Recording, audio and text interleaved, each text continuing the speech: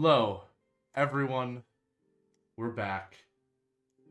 It has been a 1 week hiatus, but we have finally returned with another chapter, another tale, another impeccable story of Monsterhearts. I am so happy and so thrilled to be welcoming everyone back at this time. Before we begin, I do want to mention that today we are still raising funds for the Trevor Project. We smashed goals last night on Saturday Night One Shot, raising $805 out of the $500 goal. Let's see if we can push that a little bit more tonight. Any donation can be marked with the tag order or chaos. And the more you donate in one aspect, the more that'll go up in this episode tonight. So without further ado, let me introduce my cast, and we'll get started. Start off.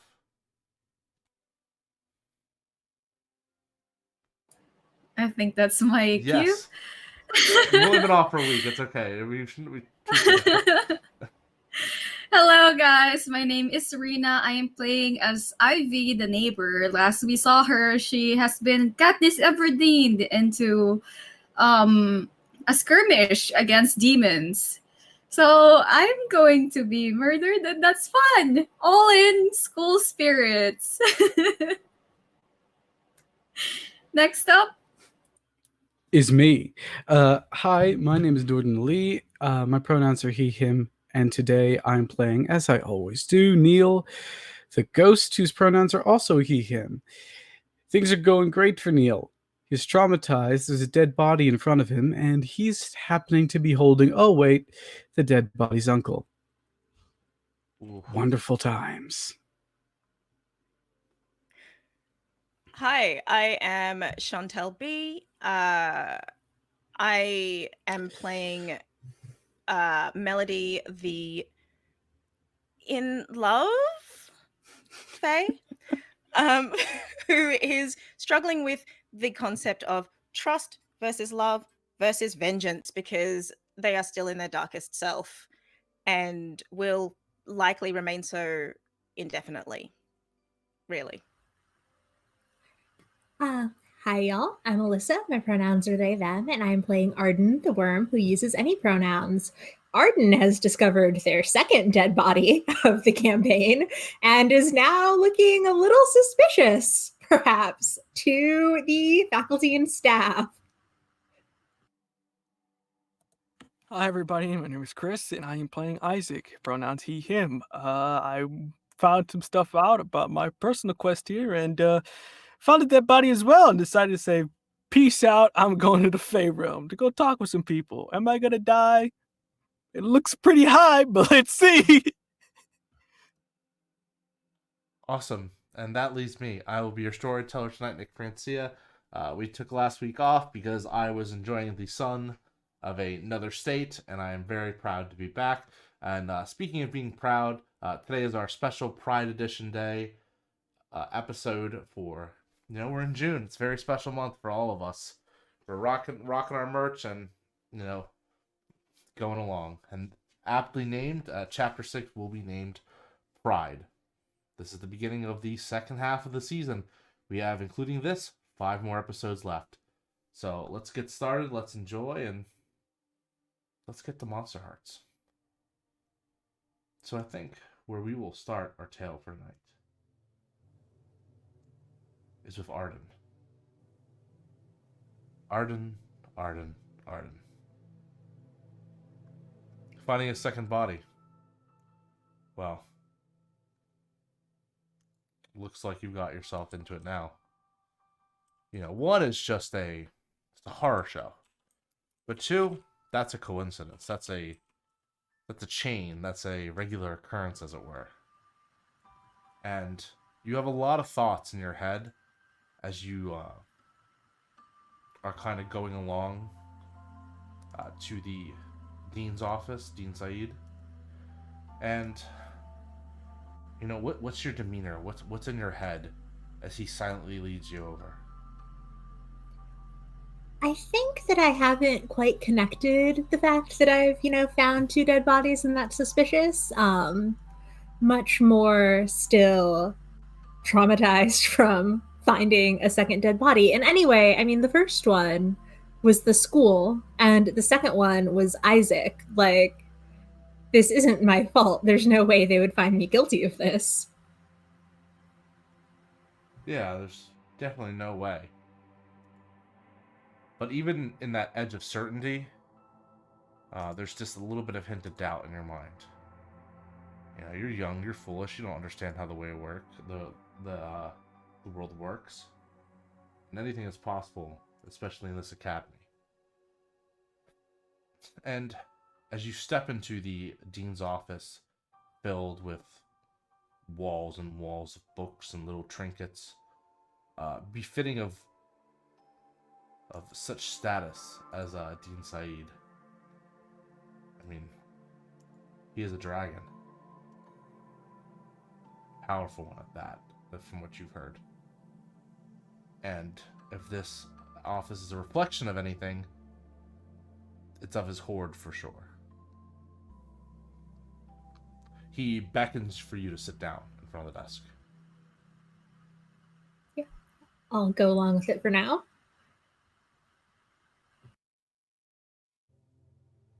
Arden, as you can understand, this is a very serious matter. We were supposed to have 2 weeks. What's happening? Why does this keep happening? I thought you guys were going to find something.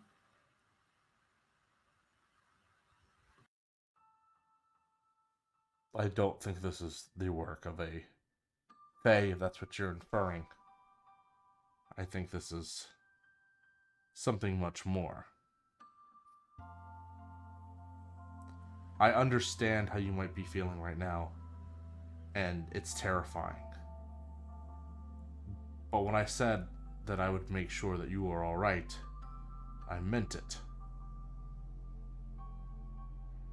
Arden, did you not find it odd that when you started exhibiting your potential, that you were invited here?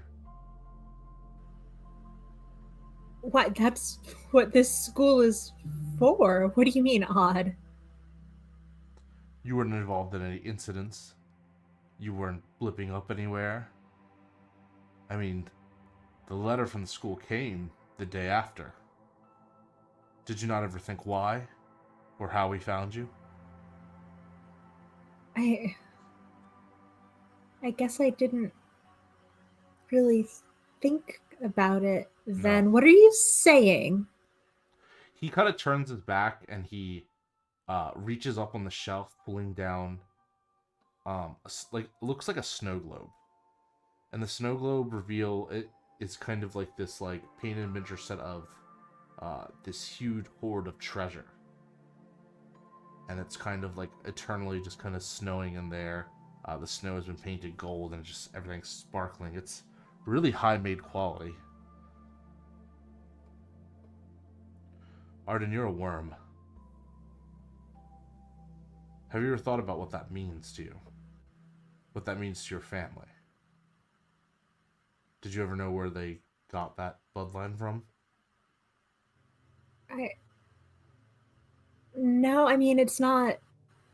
We never knew, really. My parents never said anything about it.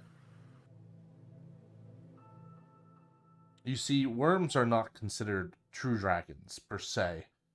They are subsets, they are wormlings, they are seen as servants to dragons in the old stories. But that is not to downplay the existence of worms, or their power, or everything in between. In fact, I would say that a worm is just as strong as, if not containing more potential than a dragon. But you see, the only way for a wormling and a bloodlines of worm to be created, well, That's for the bloodline to cross a very particular, powerful dragon.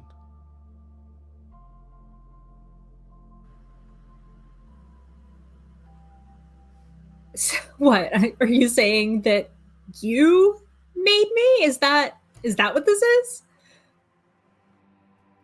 I'm saying that hundreds and hundreds of years ago, before this academy was even a blip in my mind, before it was thought, before I met the likes of people that I am now, and before I evolved into the person I am, I was a fearsome creature. I was a proud creature. I was a creature with an immense horde. A horde that a certain family of thieves stepped upon and attempted to rob me. And as the balances of justice and the cards of fate would deem, that family would become cursed to become the very thing that they tried to steal from. And so the line of Wyrms was born. Sure, it skips a few generations. Sometimes it doesn't even produce in a bloodline at all. But Arden, the reason you're here, the reason I've always been looking after you and always had my eye on you, is because you are one of those descendants.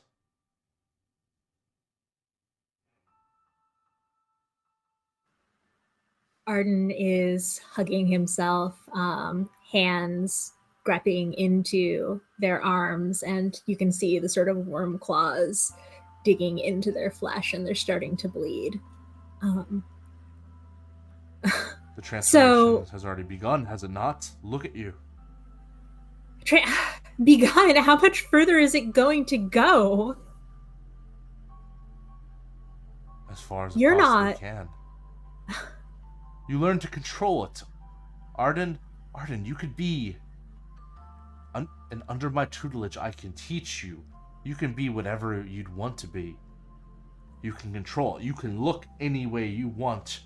And as he does so, he kind of raises his arm, and for a second you see the embers kind of drip off his skin, revealing a gnarled kind of gold scales and clawed hand that looks splendor as it shines and reflects the many lights in this room.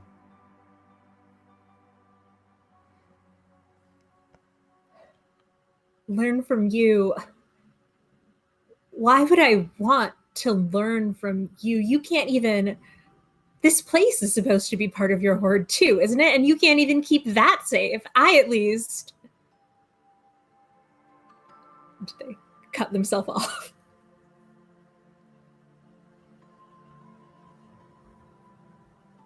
While yes, I care about the children and the students and the academy standing as a safe home, but in reality, my concerns for you outweigh them. You are one of my lineage, one of my bloodline. In fact, when I take the eternal sleep one day, you will be all that is left, part of all that is left. I've waited days, years, millennia. I've looked for your ancestors before, and some of them accepted my help, and some of them didn't. But in truth, you're more part of my horde than anyone else here.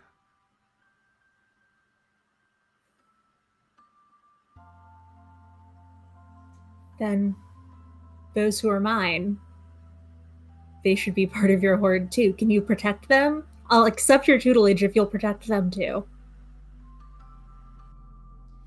Of course. If you accept my tutelage, become my prodigy, become the full splendor that you were meant to be. I will teach you to break bones with a mere flicks of your hand, to breathe fire at will, to fly amongst the highest of skies. You're not like any of the other creatures here, any of the other anomalies, because you are stronger than them. You are greater than them. And your existence is rated higher than them. I've seen the way you look at people. You understand it too. They're beneath you, Arden. They're mere currencies, collectibles.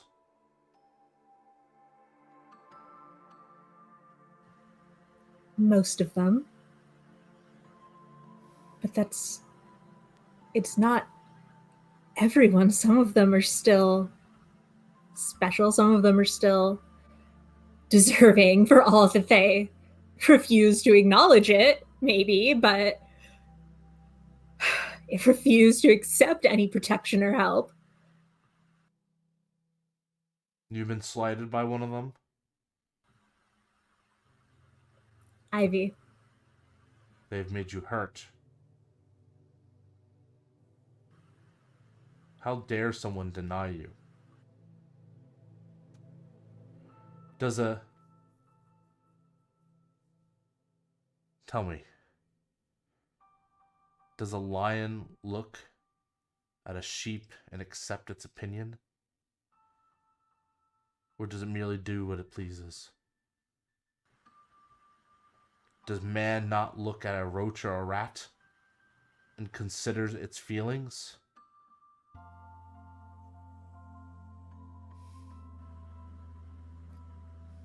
You're right. I was too gentle with her before.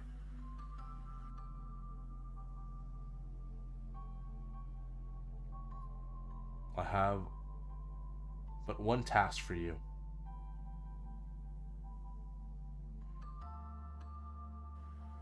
Clean this mess up. Help me find who amongst the students is doing this. As your powers as the worm begins to grow, I will teach you things. I will tell you everything you need to know.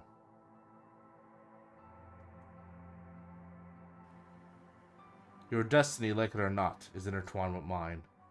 And to see you in full splendor above them is a personal achievement. Do you understand? Splendor. Yeah, I accept. And he sits down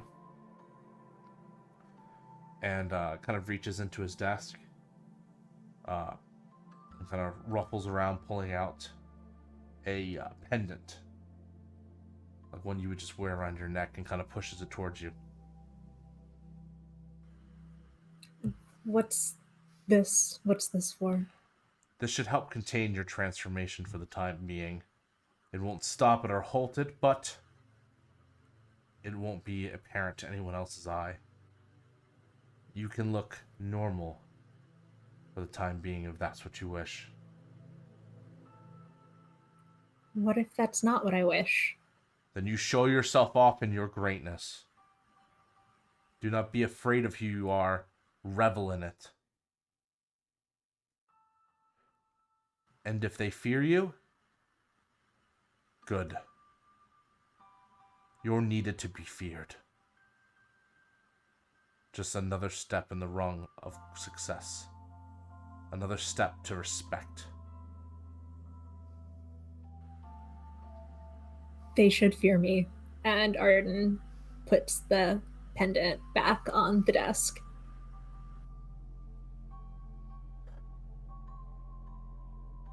I'll tell if anyone asks you. We talked about the situation, and I found you lacking any necessary information that I had to keep you longer. I please ask that you keep this to yourself until we can break the news to the students. We must allow skirmish to continue today. We need the students to have one good memory before this hell continues.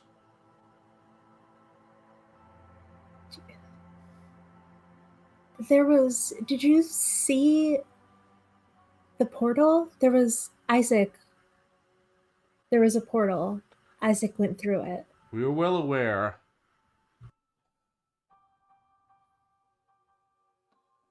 of Mr. Fernandez's actions. I'm afraid that the only one that could help him there is himself. Although, if you really wanted to help him, you could go after him. Although I dare say you have care for that boy. There are much more important things here than Isaac running off to do whatever it is he wants to do. I'm just concerned about the impact of that on mine.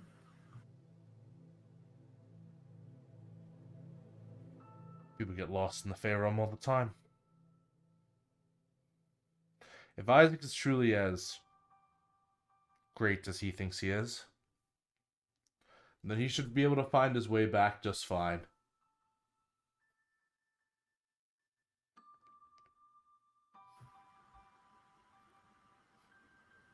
If he is a threat, if we find out that he's a threat, and he still finds his way back,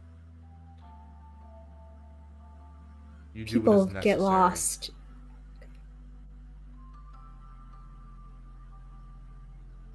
You do what is needed.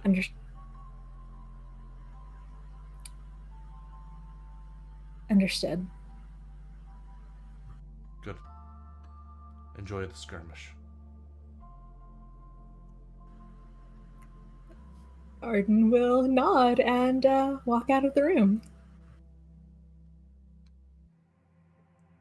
You kind of see the last sight you see is the dean leaning in his chair and examining the snow globe before putting it down and kind of ushering you out.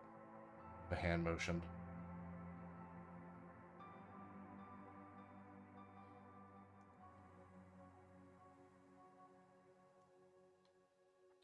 And we kind of switch scenes for just a second. Melody, what is your current trajectory? Headed directly to Victoria. Okay. With a book in arm, a key to the Fae realm in my pocket, and all of the addictiveness of Fae blood. Let's go. Yeah, so Victoria she's kind of everyone's kind of leaving their dorms at this time, getting ready to go see the skirmish now that the kind of official team the team opening ceremonies have been done.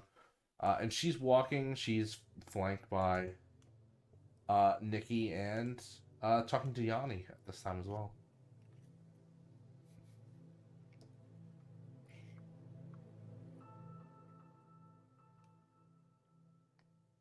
I wondered if I could speak with you for a moment.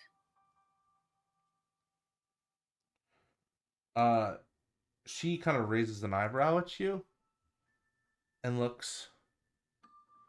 Why, of course, Melody. I mean, can you speak amongst my friends?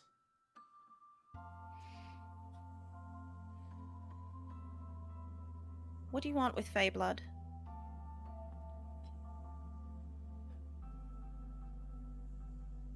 And Yanni kind of looks over and is like, I'm gonna go for a bit.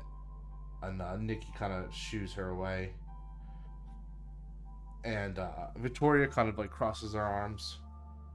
Well, that's an accusation if I've heard one.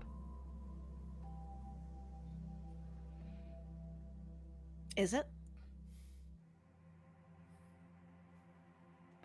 Are you implying something, Melody? I'm asking. I may have one point been interested in the alchemical properties of Fey blood.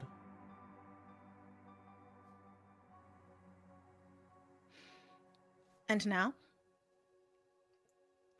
Well, seeing, I should say, as my contact on that matter has met an unfortunate end, quite tragically, really. It seems I'm going to have to cease on that investigation and that exploratory journey. But don't worry, I lived for many years. I'll get over it. What did you need it for?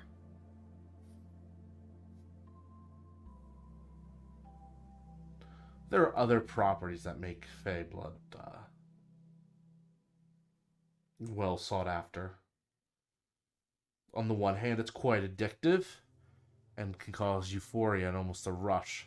On the other hand, being the magical property of the Fey itself, one can strengthen their inherent power, as it were, by using the blood of the Fey. Albeit temporarily.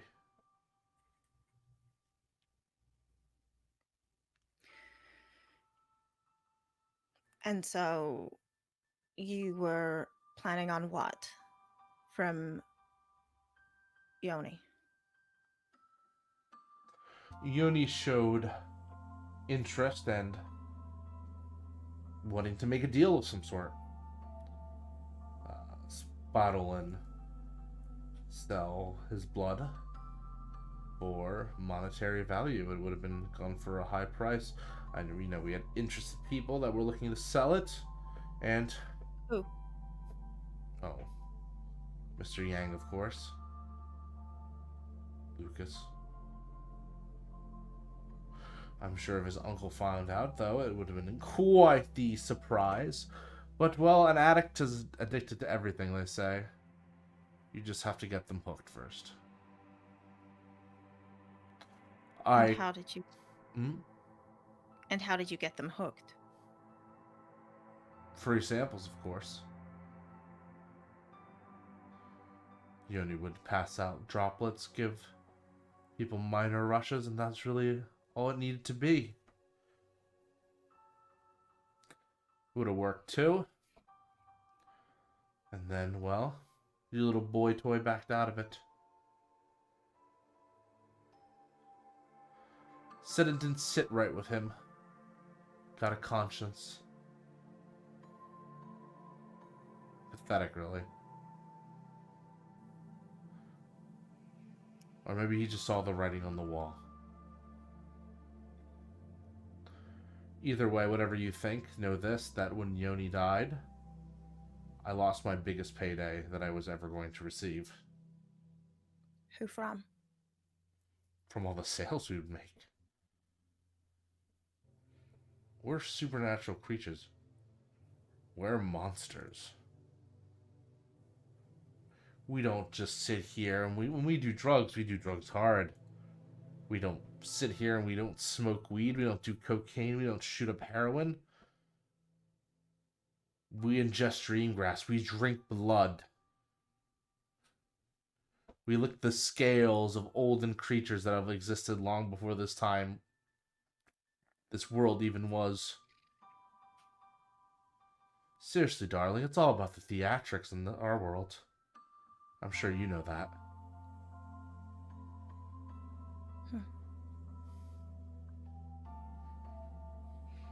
So you didn't kill him? No. That has been the truth I have been trying to say from the very beginning. And yet people think just because I have a bitchy demeanor means that I'm capable of murdering someone. Yes, I'm capable of hurting and I'm capable of intimidating. But I don't murder people willy-nilly, not especially those who are in agreement with me. You see, Yoni was much more... He knew much more about this world than he let on. And he knew much more about people than he let on. Some people fell for that innocent act and thought he was pure as gold, you know. Jay did. But in reality, Yoni was just as dark as the rest of us, if not even darker. A true mastermind. Honestly, it's sad to see a fire like theirs snuffed out. But to be honest, who knows what would have happened if he stayed around.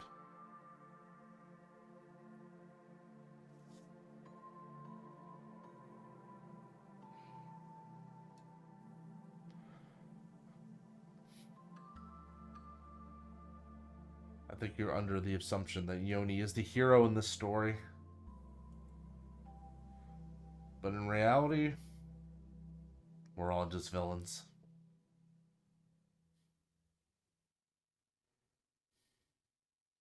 How does that truth sit with you? I would like to lash out physically. Okay. Because that doesn't sit well, funnily enough. Yeah, go ahead and roll 2d6 plus volatile. Oh, yeah. Yay. Pride die. I think I've got a...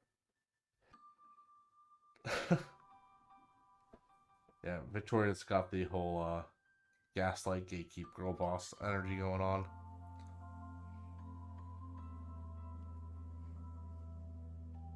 I have a -1 on that, so that's a 6. Ooh. So, explain your narrative. So what do you try to do to Victoria? She tries to reach out and slap. And as you go to reach out and slap, Victoria actually doesn't move. Rather, it's Nikki, who grabs your hand midair, and in one fell kind of swoop, she bites into your arm. You can feel 2 dagger-like fangs pierce into them. And you can put 1 harm on your sheet, almost like a protective nip. And she spits it out, letting the blood hang on her tongue for a second before spitting it to the floor as well. And Victoria kind of looks up and down at Nikki and shrugs and goes, "Now, darling, that was a waste right there."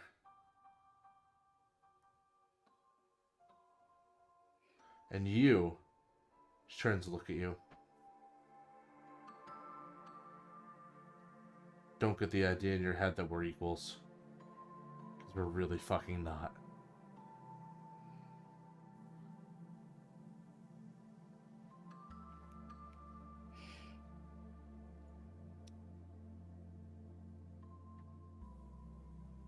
We'll see. I guess we will indeed.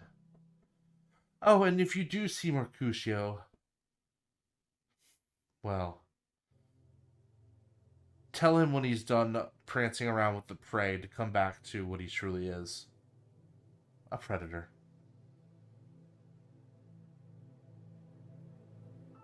Bye.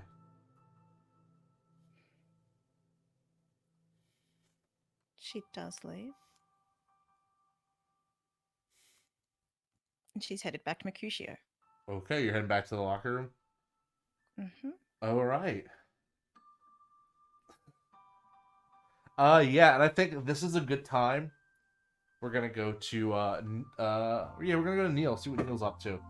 Don't worry, Isaac. I keep looking at you, but I just feel like we need to save. We need to build some tension.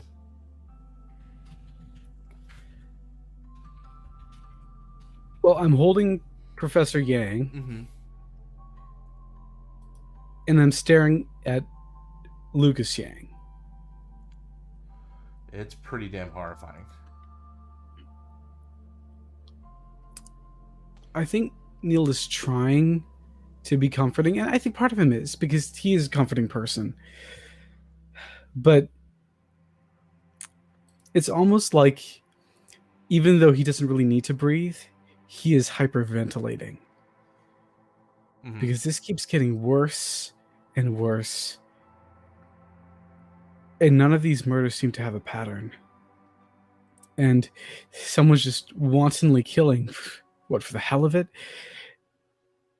He keeps jumping down these treads of thought, and it's snowballing into something pretty terrifying, to the point where he's clutching Professor Yang as hardly as I think Professor Yang is probably clutching him back. I think I need to keep my cool. I think that's perfect. Yeah, go ahead. Let's do that. That is an 8. And with the fact I have +2 to cold, I center. Thank God. You can ask any question as well.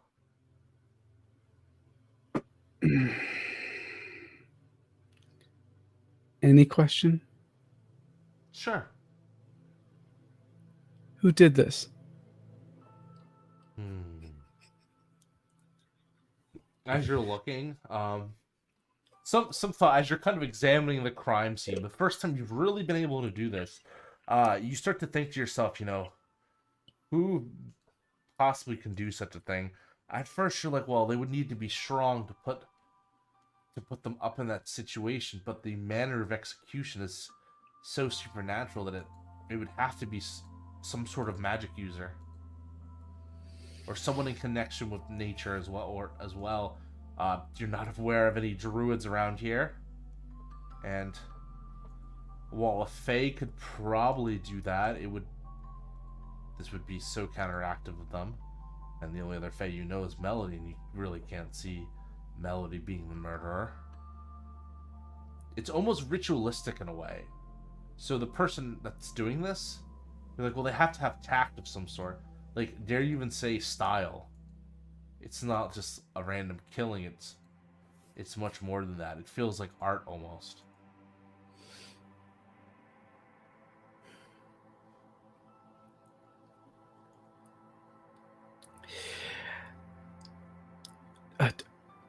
Professor Yang, we should go.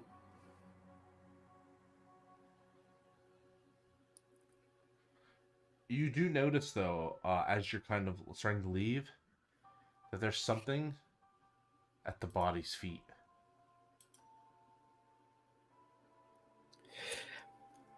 I turn Dr. Yang away, and I kind of like nudge him towards the door and quickly like pull the thing towards me with my foot and grab it. It looks to be an envelope of some sort. Yeah, I slipped that in the back of my trousers, and it's not your fault.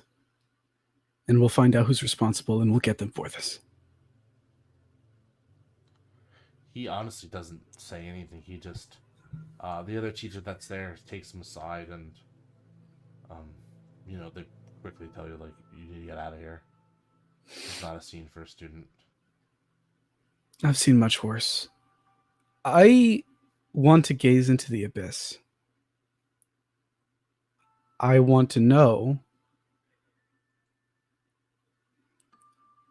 I want to know when all is said and done, how will Professor Yang, how will soon cope? Successfully or not? Does anyone truly successfully cope? It'll take some time, Mm-hmm. Will he ever get over it? Probably not. Will he move on? Probably so. I want firmer answers than that. I'm genuinely scared. I'd like to gaze into the abyss. Roll with Awesome. the dark. Go ahead. You ever had that moment where you're like, I hope I fail. It would be interesting. And then the dice say, no, fuck you. You get a 9. Ever had that moment? Anyway, succeeded. Okay, so the abyss is going to show you confusing and alarming visions, and I'm going to elect that to take that in a different way. Mm-hmm. Because your question is how is he going to cope? How is this going to end for everyone? Essentially, and you feel yourself brushing against the door, and when you do, you can hear a voice in your head, almost like echoing out from another world. Isaac, what's your thought process as you're being tossed down a proverbial water slide of colors and kaleidoscopes and beautiful woodland music? What's going through your head? Since I am traumatized, primarily, I am getting just flashbacks of my time in the woods with Amy. I'm kind of, because the way the body was kind of hurt and sort of messed up, it's sort of that same way that I messed with people in Hellville that night. So I'm kind of getting those, really focusing on that right now. But I'm also trying to pay attention to where I'm going. And you can almost hear and get the idea that someone's watching you or someone's listening in. But you really can't stop your thoughts. As Neal, you kind of get this intrusive look into Isaac's mind for a second. You can see what he's thinking. You can feel what he feels. So much so that I'm going to give you a string on Isaac. Well, in that case, it was worth it.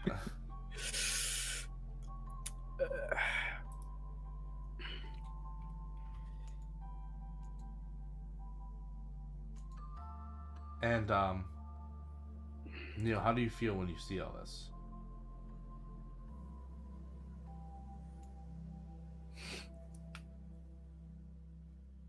I think back to all the things that Isaac has said and done. I think back to what he said to Samir, how that man chooses to behave time and time again. And whatever I can do, I push back hard. I think whatever this connection is, it needs to end. Because Isaac doesn't deserve to be connected to me.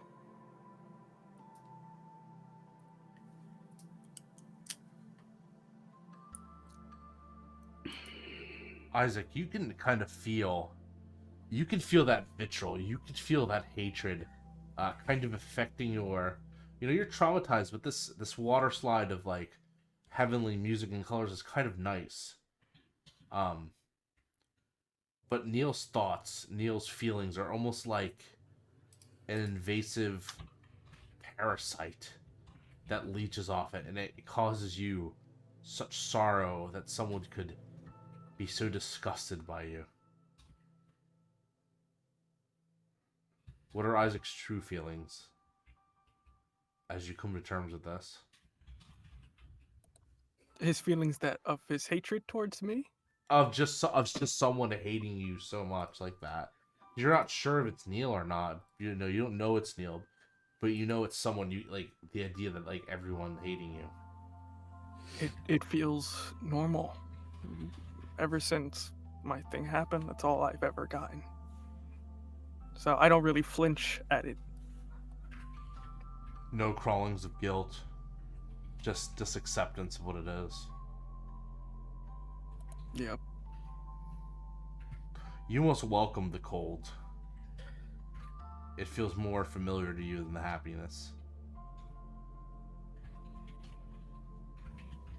And Neal, as you kind of leave that bathroom,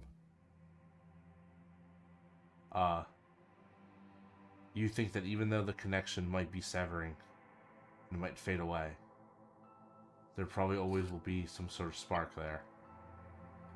Some sort of way back. And I guess the question I would pose to you is, in your heart of hearts and your truth, do you feel that like someone like Isaac can be saved? If worth saving at all? Those are two different questions.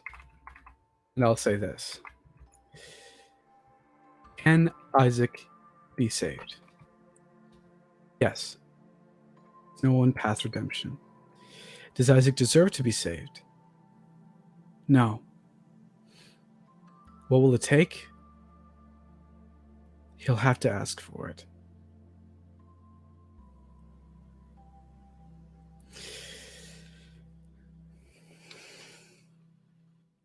Okay. And I think for there, we're going to continue for just a second with Isaac. As you land from your water slide of colors and emotions, and you drop into what looks to be a forest, but it is a ancient forest of roots that are twisted in geometric patterns with colors that you've never seen before, with rainbow hues and falling leaves and just this cacophonous noise of something, but it sounds beautiful. Everything's vibrant here. Everything's overloaded, much to the point when you take a step, you feel slightly dizzy and vertigo. You're not used to this intensity.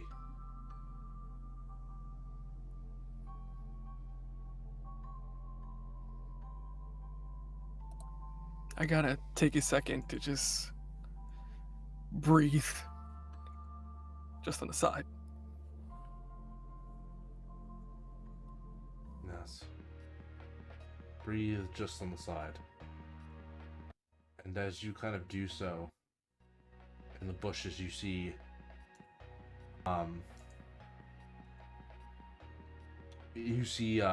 like little eyes staring at you from the various bushes and stuff.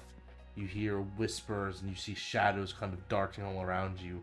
And in front of you there is only one path through the forest. This road contained and covered in mushrooms.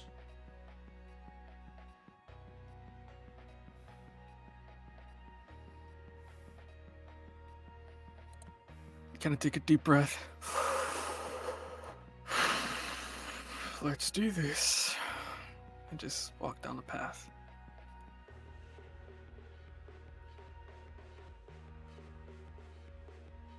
And as you walk down the path, taking each step, considering what it will do, you feel your mind and your body and your soul kind of fading away each time you do so. You feel more disconnected every step you take closer and farther into this realm. And the path doesn't just go straight into the forest, it actually starts to elevate a bit. Going up, rising through the eternally tall trees.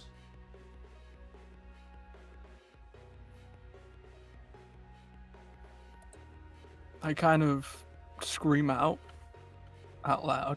Just kind of go, Nightmare Fae! And as you scream out, you kind of turn around and you see that there's a little like table that spawned on the path, like some vintage Victorian era style table, like a little nightstand, and there's a little bottle on it, or not a little bottle. There's a mushroom that's on it with a little tag attached that says "Eat me." Question mark. Is there anybody around me, or did it just kind of... You're not sure. You don't see, other than the various bits of eyes staring at you. That's really it.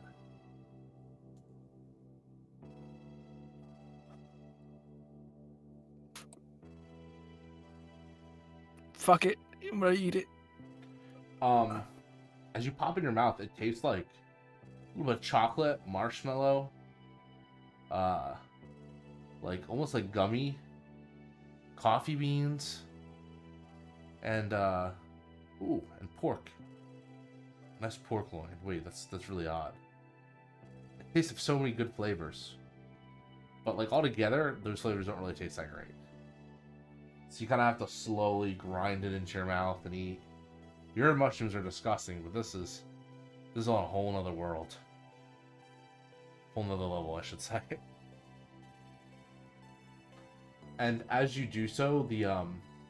mushrooms start to take effect immediately as you begin to slowly hover off the ground. Huh, wasn't expecting that.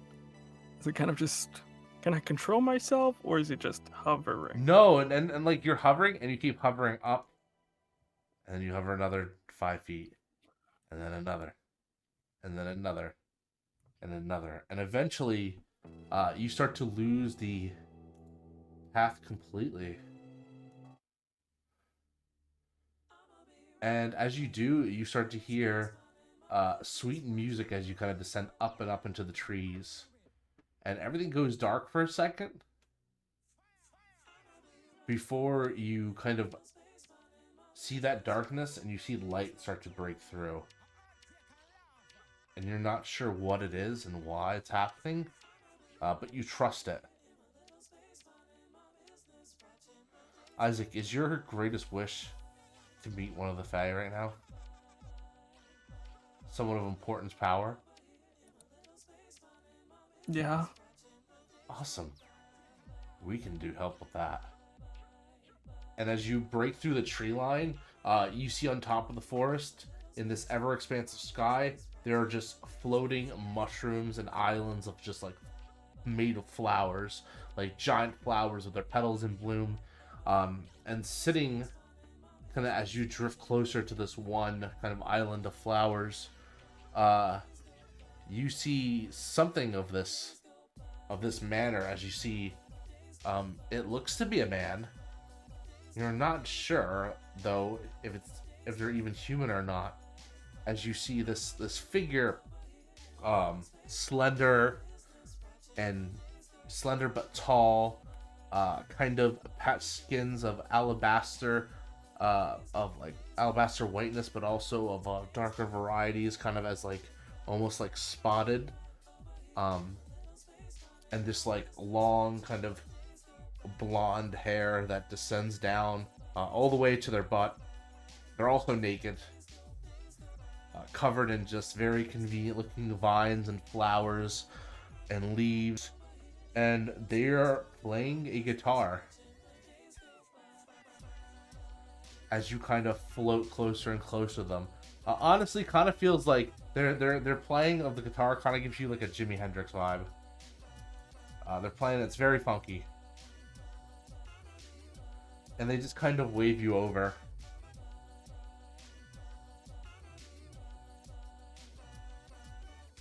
Kind of walk over, or float over, depending on how. So yeah, as you kind of like, and you chose chaos. Great, this is perfect. As you kind of like get back into, you get closer to this person, Isaac. They look at you and they kind of just like, well, hello there, little traveler. Lost lamb, come by. Haven't had one of your kind here in a while. Thanks for eating the mushrooms, though. Trust the process. That's real good.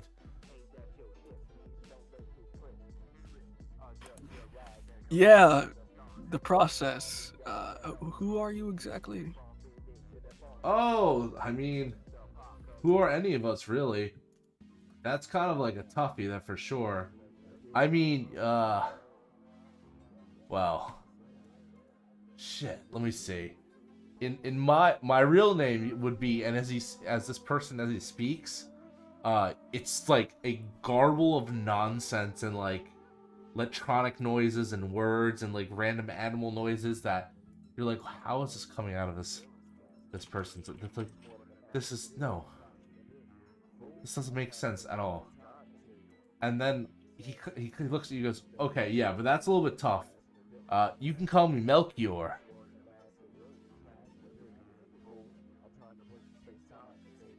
Melchior? Yeah, or Mel for short. I think Mel would be better. Awesome. And what can I call you, little dude?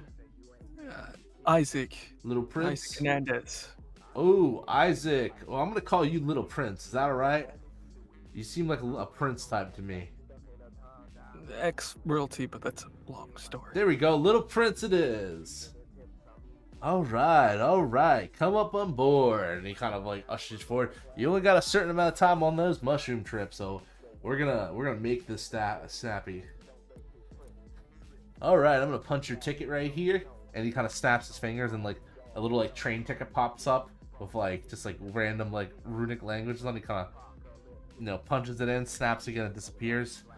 So I will be your answering to this magical fae quest, this magical dreamscape trip that you've taken and you wandered to my realm.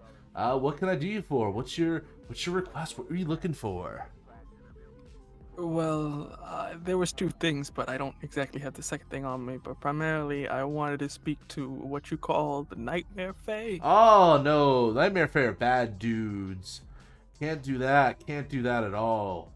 They'll rip out your intestines and hang you up and turn you into a pincushion before reincarnating you as a pig that's turned into bacon. Well, You ever been turned into bacon? No, I don't. It's not good. It's not delicious. It's not anything, really. No. You'd much rather want to talk to me, It's not every day your god is the High King. Yeah. But I needed to talk to them. It was particularly around the late prince's death. Yoni. Oh, yeah. Damn. Yeah, it sucks that happened. He was my boy. And I don't mean that as like a euphemism for my friend or something. Like, he was actually my boy, my Your son. dad? My little failing. Yeah. I told him. I told them. I said, "Yo, Yoni, you don't want to go out there. You want to enjoy and run the politics here, So I don't have to run the politics. I'm what you call a little bit of a free sovereign right here. I'm not the most intricate of Fey Lords, but yeah, he went ahead and did it. He had a little more ambition. I blame that on their mother. Yeah, your son had ambition, all right. He wasn't exactly doing illegal things. Oh, what's illegal? No such thing as legal, especially to a Fae. We have like 100 different laws, but mainly it's how we talk and what we say. There's not really any true laws. Your laws don't apply to us. Diplomatic immunity and whatnot. Didn't you see that lethal weapon? No, That but one it's or on my two? list. It's on your list. Cool. You should bring that with you next time. Really like a movie partner. I got this big screen TV, and he turns around, and the sky lights up with like just random channels and television programs. Yeah. See, it's great. I got a really good entertainment system here. I play my music. You want Dreamgrass, man? You No, smoke? I'm good. I mean, yeah, but I smoke like mortal stuff. I don't exactly do the face. Oh, that's some basic bitch shit. Don't worry about it. I got you. Nah, but man, we'll keep it simpatico. We're good. Tell me, what's you do anything fun? What's fun in the what's fun in your human realm? I'm not really the kind of party guy. I mean, What? You're such a little prince. How do you expect to rule a kingdom if your subjects don't like you? Well, it's a metaphorical kind of thing, not an No actual literal. metaphors. I'm a fae. We are the metaphor. And what is the meta even for? Come on, and give me that book you've been hiding. Come on. I know you want to read what it is. I know, but I don't have it. I gave it And to he, like- Melody. And he like claps his fingers, and the book appears in his hand. Yeah, What the Melody fuck? doesn't have it anymore, does she? Okay, that is. And Melody, if you're checking yourself right now, there's just a paper that says IOU on it.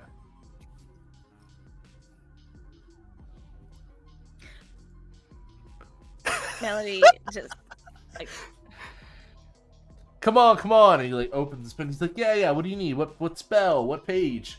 Pitacane. Oh, you don't want to learn how to turn someone into a dragon? Okay, you don't want that spell. Go ahead and Pitacane. Summon a hellhound. Exorcise a ghost. Find out a person's true supernatural meaning. How to banish demons. Oh no, Pitacane. There was a lot in this book, dude. Yeah, it's a lot in this book. Yeah, And you see there's one here. It's like how to close a Fey portal, how to kill a Fey person, all that, how to gravely injured a swamp rat. Honestly, one of my favorites. Oh, how to cook the best key lime pie. Ooh, we should go to this one later. And he kind of rips the page out and kind of tucks it in his shirt. I'll save that one for later. He comes out, all right, Pitticane, what do you need? I figured out the components, but there was one part I was missing at the bottom. Oh, yeah, where you got to do it. Yeah. Right here, location. Well, you know, location's really everything. You know. Yeah, if the ritual's not done in a certain place, it'll fail. And that'll suck for you. Suck how? Well, because if the ritual fails, then the person you're bringing back isn't really going to be, like, something worth bringing back, let me tell you. Well, like, what do you mean specifically? Do you ever see a botched resurrection? No. Holy shit, it's wild. Like what? Like Exorcist wild? Like on the walls, turning heads? I mean, the resurrected will probably eat your soul. Oh, jump in your skin and eat you from inside out. Look, man. What are you trying to resurrect? Got it. Ooh, past love. Yes. Yeah, beautiful. I love it. Tale as old as time. You know, a lot of people have done that. Orpheus tried to do that. I told him. I said, "Don't you look back." Guess what? That motherfucker did. Who's Orpheus? You don't know Orpheus? Ooh, that's a tale. Don't be like Icarus, fly too close to the sun. Why am I saying Greek mythology? I'm not that type of fae. I'm more like the English fae. You know, the United Kingdom, Scandinavian kind of, whatever. Okay. All you gotta know is that you gotta do this at a place where your mortal realm is real connected to death. It's gotta be like something heavy. I'm not talking about a graveyard. I'm not talking about a place like, you know, a mortuary. I'm talking about a place where like some sort of horrific death happened. And like usually the things are marked, like sometimes they're dead, sometimes nothing grows there, sometimes they're marked with a sigil. So what you got there? You got any like spooky dead trees on campus? You got any like holes that go on forever? Oh, it's raining. Yeah, we got a church. There was a creepy cave that I saw before. Nah. That I look. How dead are we talking? A like creepy nothing will ever cave. grow? What do you mean a creepy cave? What's that? It was a place I saw. I kind of work out, so I was running this one way, and then I saw some cave with some glyphs on it. What were the glyphs? You remember them? He like produced the pen and paper. Draw them for me, little dude. Little prince. I do to my best of my ability. I'm not gonna lie, this is some pretty shit drawing. I'm not an artist, for Christ's sake. Yeah, you're definitely not. Okay, little dude, let me see what's going on here. Little prince. You are a prince, right? You call me Big King, I'll call you Little Prince. Okay, Big King. Yeah, that's what I like to hear. Alright, just call me Mel. It's honestly the king's sort of a... Yeah, it wasn't working. Alright. So, ooh, what is this? Oh. Yeah, that's an arcane prison. I'm sorry, what? It's an arcane prison. Don't go poking your head in there. What do you mean by arcane prison? What is it? I mean, is somebody there? It's a magical prison. There's probably some people there that are bad stuff. Or they probably did some bad stuff. Or maybe they're prisoners of war. I don't know. I don't know how your school operates. Go talk to the staff. Is there a way to unlock this prison? I don't know. You got spells? Find yourself a code breaker? A particular magic? I know somebody. I mean, a fae might be able to do it. They're just inherent. We just inherently fuck with shit whenever we touch it. Ooh, you could probably get like someone ancient. Get like a dragon. You know any dragons?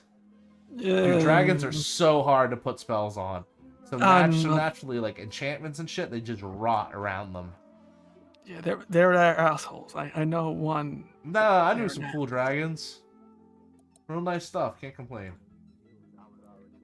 What do you gotta be like? What? Okay, why you gotta be calling everyone asshole? Look, you have such a negative attitude, little prince, and you could be so much better. Look at you. I think you're likable. You just gotta try to be. We're having a good conversation now, right? I'm being respectful. That's not something teenagers get. Oh, come on. All right, leave your edgelord looking ass at the door for me, please, little prince. I need you to stop listening to the same MCR album every day. I need you to stop reading, your 72 divided by 6 laws of power. You got to turn off the Jordan Peterson, and you got to smell the roses. I don't know if you actually understand what my life is, but since I'm just it's saying, inception, it's been hell. What happens if your love comes back and you're suddenly just a different person because you can let all this grief fill you? You don't need a spell, man. You need... Tell me I'm wrong. Look at me and tell me I'm wrong. Right in the eye. Come on. I got all the answers wrong. for you. That's not necessarily the way you go about saying it. It's insensitive. I know, but, look at the people around you. You got such bad aura, my dude. You're really just hurting yourself and you're hurting others. Come on. Search your feelings. You know it to be true. You know where that's from? No. Star Wars. Such a good movie. I left the Fey Realm to go see that. You know what? I did that. It was good stuff. I also left the Fey Realm to go listen to some famous poets once. Dark Ages. Never doing that again. You chose the Dark Ages. That was a pretty shitty No, time. I caused the Dark Ages. Yeah, I'm not surprised. Look, it wasn't just my fault. There's 17 of us, high kings and lords. It just happens. But yeah. So all right. You got to find a place of heavy death. That's where you're going to do the ritual. If you don't do the ritual correctly, it's just going to fuck up and you're going to bring back something you don't want to bring up. Is that it? I mean, do you know any places of heavy death where something horrible has happened? I would have to go looking on the internet. I mean, deaths that'll leave behind something like revenants and ghosts. You know any ghosts? Someone that died tragically? No, but I can see. I mean, it's a town. Somebody had to die at least yeah, but they gotta die really bad. They need to have been killed by their town, maybe burned to death. Maybe died of an invasive allergic reaction. That's pretty bad. It needs to be horrific. No open casket shit. And I have to find the person or the place that they died. You need to find the place. It'll be connected. I'm telling you, if you see some spooky rotting trees or some hole that goes on forever, and probably stay away from that cave, that arcane prison is not good. It's not good juju. Do you have any idea why they would have a prison next to the school? I don't know. That? Why don't you talk to your school? You got a dean, right? Yeah, but they haven't done anything about Yoni's death. The students have been the ones freaking solving the goddamn murder. Look, people live, people die. I'm sad that my little failing died, but whatever. They'll come back in the whole grand scheme of things one day, reincarnated in the great list of Fae. We etched ourselves on the tree of Yggdrasil, and we reborn ourselves once again. It's all right. We all go through that. And look, okay, I knew this dude once. His name was Lysander. Big boss Fae. And let me tell you that the only thing I saw him seal was this big mamba jamba of a monster, known as Echidna. Crazy stuff. Don't ever want to tussle with something like that. But I'm saying, if you're using an arcane prison, it's probably for a very good reason. So just forget about it. Alright? Maybe make yourself some key lime pie instead. Alright, we got about 1 minute before this whole trip ends. And I gotta watch some skirmish. Oh god, you too. Yeah, it's so cool. I love to see all these mortals trying to fight these demons. It's legit. They got this one girl on the team. I'm really rooting for her, but she looks like she's gonna get swashed on impact. I wouldn't put it past her. She may act innocent, but there's something in there, buddy. Yeah, it did. And you know what? It sucks. She's not even supposed to be there. What do you mean? I mean, they bamboozled her. You say, oh, I volunteered by wearing the jacket. Meanwhile, that poor girl, that jacket she took, She's been sitting in the hospital, like, and, you know, barely, like, functioning for the past couple of days. She didn't say any of that shit. She didn't do any of that. Whoa, wait, back it up. Hannah didn't say anything about the jacket? Probably not. I don't see how they would. So then who gave her the jacket? Now, ain't that the $1 million question? Honestly, seems like you got yourself a little bit of a mystery on you. And plus, you got about a couple days left before the Nightmare Fae overflow and take all your asses. But don't worry, if they take you, I'll just tell them to drop you off here. I could use a buddy. It's comforting, I guess. Yeah, but you could chill with me for eternity, little prince. I'll make sure they don't take my land, though. It's not theirs to conquer. All right, well then you better meet up with, you know, and it's gonna take all of you. It's the idea. It's unity. One person ain't gonna find someone that can kill a Fae. That's pretty hard to kill. You know, Yeah, that's the hardcore problem. liar? We all hate each other. So. Why do you hate each other? Because we all have our individual, you know. Yeah, one you're all person- individually messed up. But like the thing is, if you stop putting up these walls and instead trying to make and open doors, you probably understand that you're all can give something, provide for one another. Maybe I'm talking to the wrong one. Maybe this is something for the girl in the skirmish or the wormling. I don't know. No, they don't have the vision. See that right there. You might have the vision, but you don't have any of the.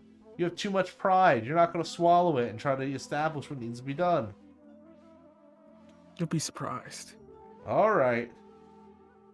Well, like I said, we're about done here. Your mushroom trip is ending, and you go back to the Fey realm. So, Can I get back home? ooh, you want to get back home? Might as well. I'm Okay, done okay. here. I need to. We got to make a deal then, little prince. All right. I knew this was coming. Now, I need you to bring someone to me. Who, pray tell? Oh, Please don't make it difficult. damn, the light just came on. Awesome. Light bulb on my head. You know what that means. Alright, that means you have to go bring back. There's one of these students there that has evaded me, and he starts like fading out for far too long. Bring her ass back. She owes me so much already for what I had to do. Who? You'll know her. She's got like a mean streak a mile wide.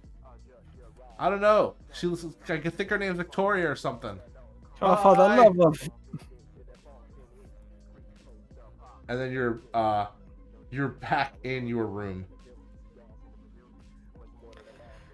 That was the worst trip I've ever taken. And as you look for the book that you had, you see there's another IOU. And Melody, you have the book back.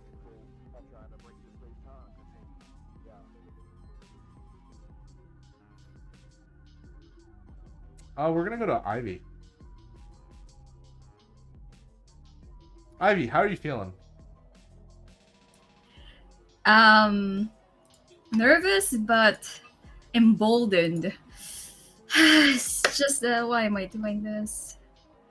Yeah. Why are you doing this? That's such a good question, but well, you haven't really. I already feel like an outsider of the school, but now I'm joining in. Maybe by joining in, I'll feel the school spirits or something. I can't let that stupid asshole guy talk shit about women. Hannah worked so hard for her spot on this team, and I mean, if you wanted to talk to the school spirit, I mean, you just kneel somewhere in the crowd. But, kind of with your determination, you all begin lining up. It's lined up like kind of across, and they're starting to lead you out to the field. And funny enough, you see Melody kind of rushing over, entering the scene, trying to almost to catch you before you all leave. Melody? Where's Mercutio? And you kind of look to the front as he just leaves through the, because he's one of the first people out. He's gone. You need something or want to tell him something? Tell him I said he'd better survive. Okay. Ooh. Oh no. Does dying is involved in this, okay? I don't know. Why are you even here? I don't know. For some reason the Hannah's jacket, when she gave it to me, apparently made me her sub in the skirmish. Well, why aren't I in the skirmish? I'm wearing I am- Mercutio's jacket. Not really sure. So, is your jacket different? I don't think so. And then I show her. Maybe Is we there can any- ask the dean or something. Is there any difference between the jackets visually? No. Of course, you can tell. One says Hastings on it. The other says Zayad. So, your jacket's not why. I don't know what.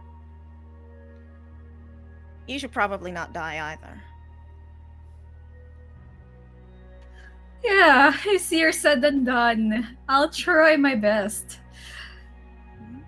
The best you can do, I suppose. I suppose. Have you seen Neal? Not since earlier. Yeah, was hoping he'd be around. It's okay.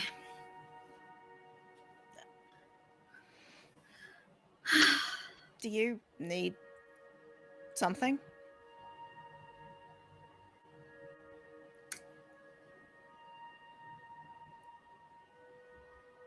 I don't think so. Guess I just need a friendly face in the crowd. It's not like I'm popular and I have people supporting me. Well, I'll be there. Thanks, Melody. And then I give her a hug. Give She Day a hugs hug. Do you have any kind of abilities at all? Or just, what's that about? I got none. I'm pretty useless, so all I can do is pray and hope for the best. Is prayer powerful? Yeah. I guess for mortals it is. When things look bleak and there's no one to turn to, prayer always helps.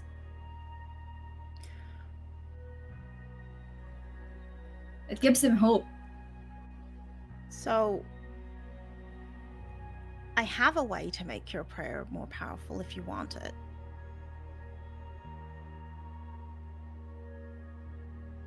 Okay. Is Melody bleeding still? Just out of curiosity. But it's very easy. Yeah, you can press on the wound. Yeah. My blood can make you powerful. And everyone in the room starts to look back a little bit. Like in the line as they What? leave. And then Jaime's like kind of pushing everyone out the room, leaving, kind of giving you two space. I So you mean like drinking it like a vampire?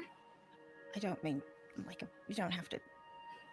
That's- Yes, but you don't have to not like that. that's- If you, that's not Is that required. even You just- hygienic, or is that like, do What's- I need to drink like a mouthful or just a tiny drop, or does it? Honestly, I'm not I- entirely sure. I just, you know,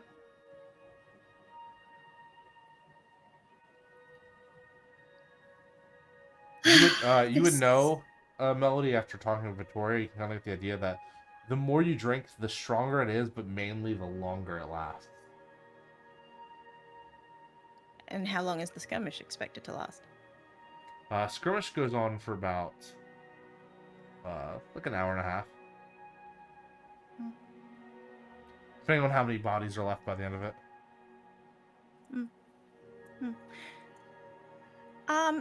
More is better. Okay, so do you like bleed on a cup or something, or do I just drink from it, or how I does mean- this go? You can drink from my wrist, or I can put it in a cup. But I feel like a cup's kind of stranger to me. I don't know. Maybe it's not so strange to you, but it is a little strange to me.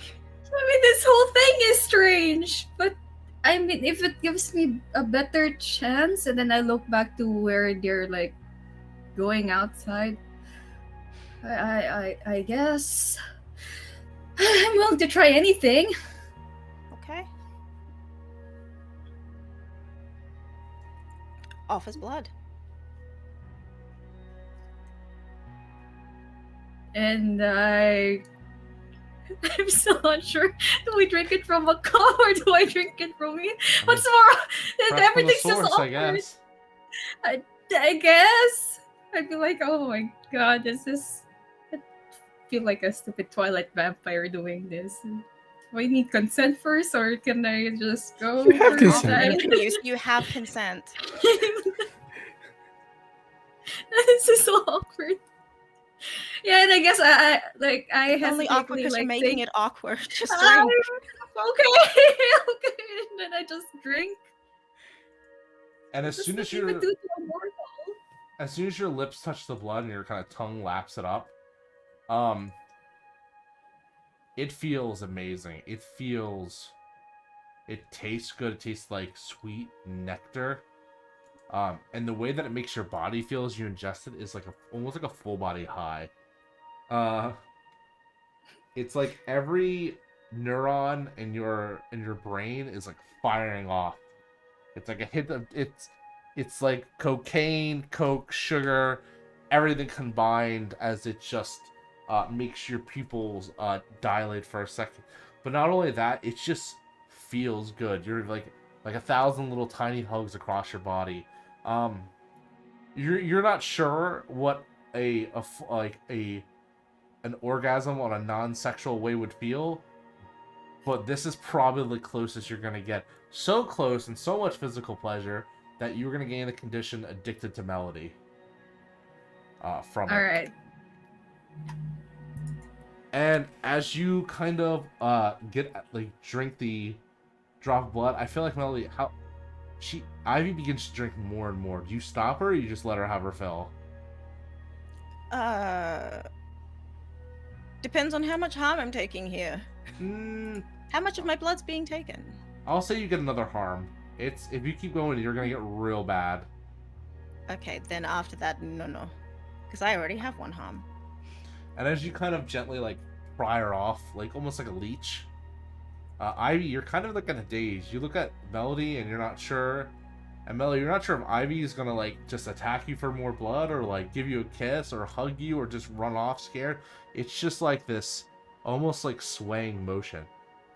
And then something happens, like a domino falling, like a light bulb being clicked, like the final nail being put into place, Ivy, as you just get in the zone. And you feel your muscles tighten, you feel the time begin to slow down a bit, and you just feel stronger. You feel better. You feel more powerful.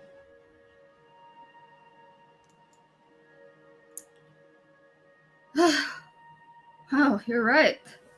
That's great. Feel strong. Good luck. Then I follow behind the other groups. And as you Other march guys. out into the skirmish field, this large area outside the academy, which has been sectioned off just for events like this, you see the other team waiting and staring you down. But where once was fear is just confidence and determination. And you look at your teammates, you look at Tie Money, you look at Reese, who has this vilified face and emotion on his face, like he is ready to go for blood. You have Jaime, who even narrows his eyes and looks intently at it. And you can see his kind of, since you're next to him, his fist crawl up into a ball and just squeeze. You don't have Lucas. It seems he's gone off somewhere. You're not sure where.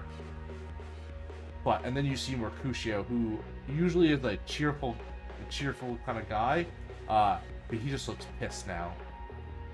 He looks utterly angry. And then you see Elliot, who's just smiling and like putting his fists together, ready to go. And he goes in, he's like, that's it. He's like, this is gonna be the one, this is gonna be the time.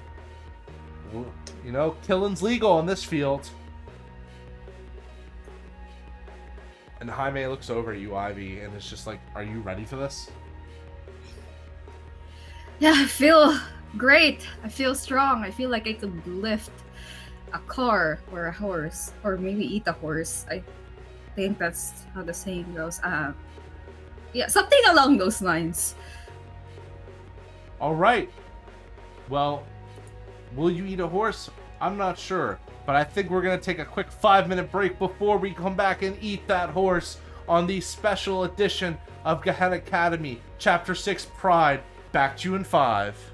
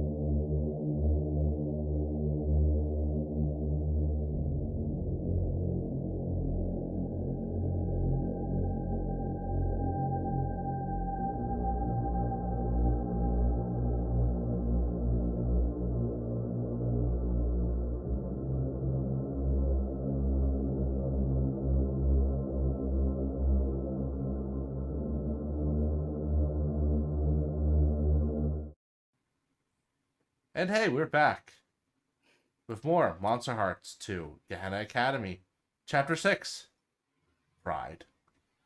Just to remind everyone that we do have a Tiltify going on. We've currently raised $825 for the Trevor Project, the world's largest suicide prevention and crisis intervention organization for LGBTQ plus young people. Honestly, really good work. They just do a lot of good for this, for our world and a world of hate and a world of just fucked up shit. So if you have any extra, if you can donate, please do so. Any donation amount over a dollar or over, you can tag with the word order or chaos, and that will affect this game tonight. So please help us raise some money for a really good cause. I'm going to drop the Tiltify link in there right now. And we returned.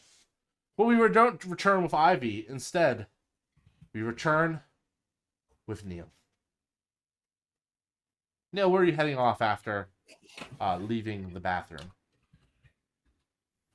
I mean, I'm with the professor. Mm-hmm. Where's the professor heading? So they're heading back to the dean's office, but like when they get to the dean's office, they would tell you, go back, go back to your room, or actually they would tell you to go back to the auditorium because that's where the majority of people are, and that's where it would be the safest. Okay. I respect that that offer. I think instead I'm going to do some research in the library, specifically on Fey rituals. Okay, awesome. And as you're kind of like going to turn to the library, leaving the office of the dean, looking a little bit more emboldened, a little bit more proud, is Arden. Arden, who found the body.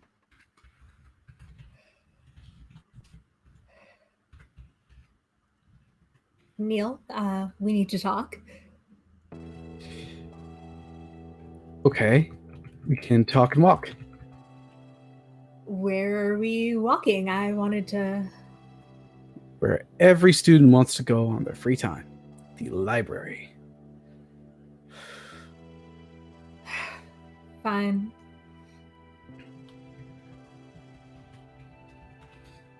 What do you want to talk about? The dean, what do you think happened? You saw the body.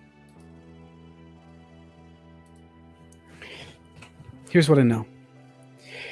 I know that this is purposeful and ritualistic. I know that there's an artistry to it. This person is enjoying what they do. I know it would take a large amount of strength to lift up Yanni, to lift up Lucas. And I know it's not ending anytime soon, unless we stop the person responsible. You put all that together, and you put together the fact that I think this has been Fae bullshit since day one. And I'm not sure. Unless I'm sure, I can't go around throwing accusations. I have to be careful.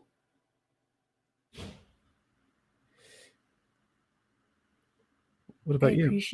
Oh, sorry. I appreciate how much you care for this school and the people in it. I don't know that restraint is what we need right now, though what we need is to figure out who did this and stop it. But I don't have any more information. Here's the thing. If we figure out what this ritual is for, or what the plan is, then all we have to do is preempt the murderer, because we'll know what they do next, or at least have a better idea. Plus, for all we know, the next stage could be in process right now. It's not going to end with finding a murderer. It's going to end when this ritual is really defeated. At least I think that's how it works. God, life used to be a lot simpler in the 30s. I was just hungry all the time. Well, you're here now, so we just have to deal with it, but you don't have to deal with it alone. What brought about this change of heart? What do you mean? I was there with you. I don't know. I think after, talking with Ivy the other day, just need to be a little more supportive, I think. And that's something that you are, and I appreciate that about you.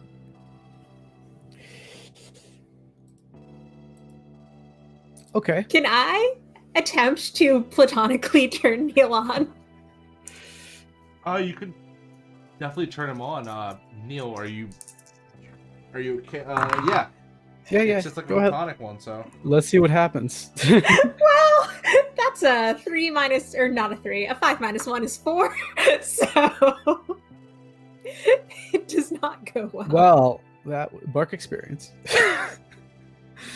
Awesome. And we just got a few donations, so you know what that means. As you lean in and kind of like are attempting to do this, and you touch Neal.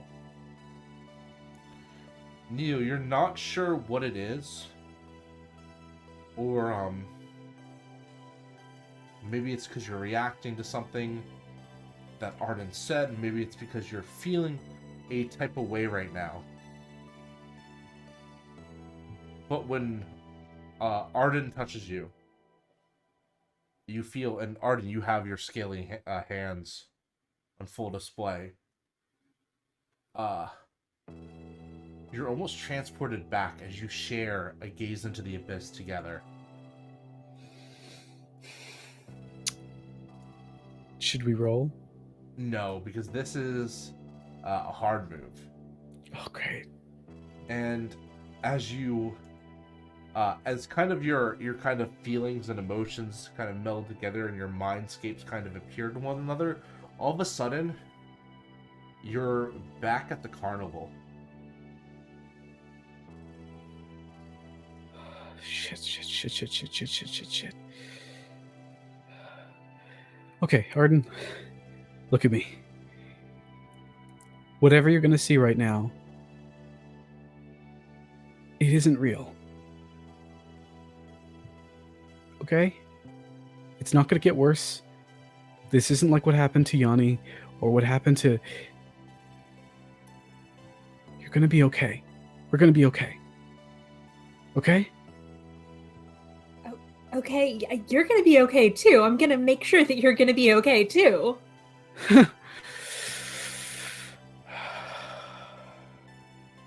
Whatever's doing this needs to stop before I do something I regret.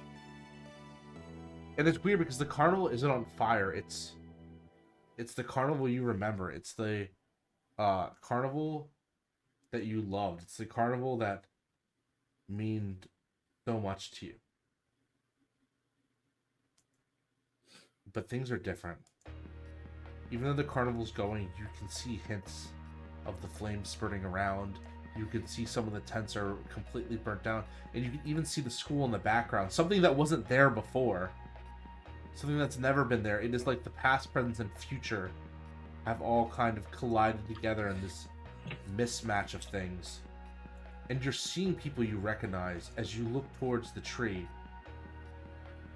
The tree that marked the spot where you were hung.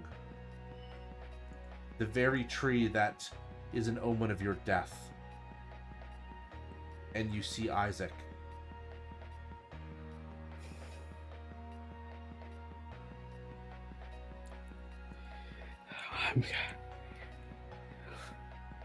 Fuck you. So, let me decide what I want to do. I think for now, I'm going to bind Isaac. So I'll cast a hex. Awesome. I need to meet the target's gaze to do that, though. So I think, like, with an almost a natural speed, I run towards Isaac, then through Isaac, and then flip around. And as you do that, you kind of catch Isaac's face, and it is not human. It is the most unholy and just wide grin on his face that is almost inhuman in feature.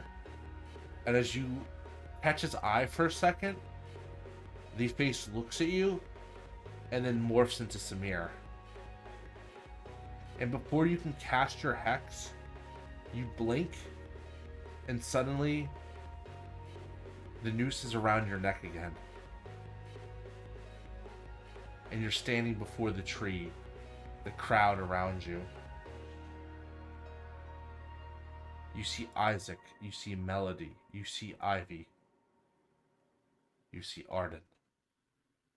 Arden, you're not sure what's going on. Why are you seeing these things? They're horrific to you.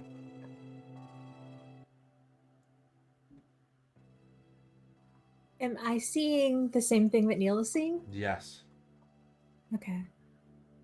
I mean, I'm gonna run up and try and set him free, get the noose off, do whatever I can. I don't care about Isaac right now. I've never cared about Samir. It's about Neal. And Neal, Can I Mhm. can I roll to keep my cool? Yes. You're gonna do it at a -2 though, because shit is going bad for you right now.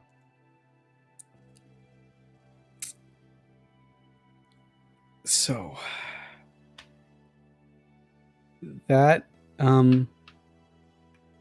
that just makes it. It's a 7. All right. You have a choice. You can control the dream. And Ivy's touching you. Or not Ivy, Arden's touching you and trying to get you out. You can escape. But you have to put Arden in your place.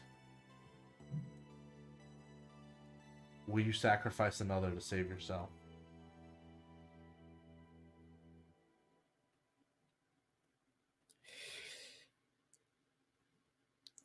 When it happened the first time, I was choking.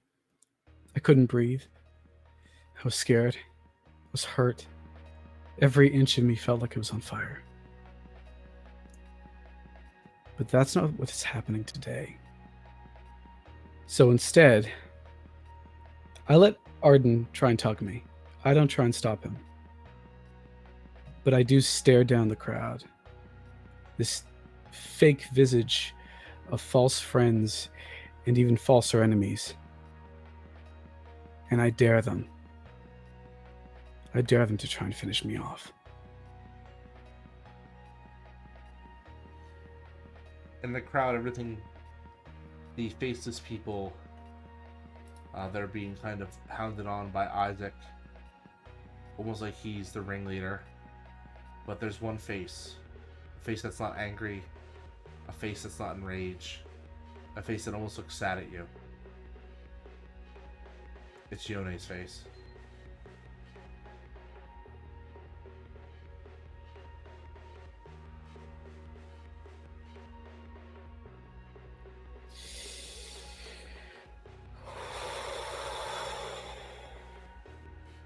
Okay. This is great. We're having fun. I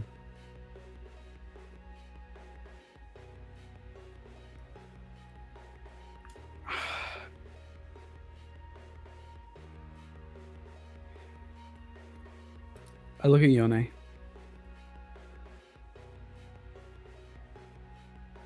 I stare them down. And then I soften. Someone in my exact same position. And I think one little edit happens. Mm-hmm. I'm no longer hanged with a rope. It's a cold iron chain. In a moment of sympathy.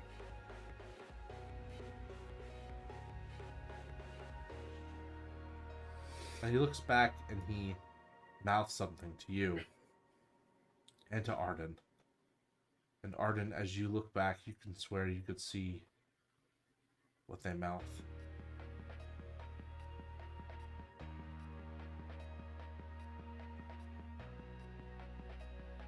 This is my dream as much as it is yours.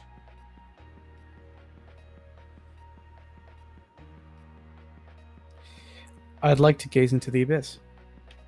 All right. Take a +1 for this. Because you are exceptioning this right now. You are fully giving into the chaos around you.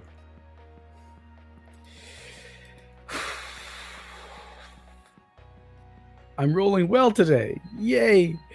So that's a 7. It also succeeds. I'll give you an option. Do you want to bring Arden with you? Arden, are you still tugging on me in any way? Yeah, I think so. Yeah. Arden will come with me then. And as you gaze into the abyss, within the abyss, what's lower than that? All of a sudden, you arrive in a plane that is unlike anything you've ever been on before. Its contrast is stark white, sterile, bright light all around you, seemingly going on for infinity.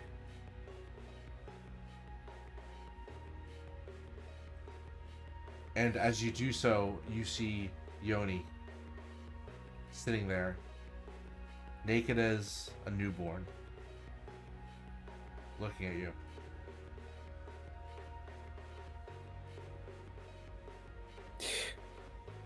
What happened?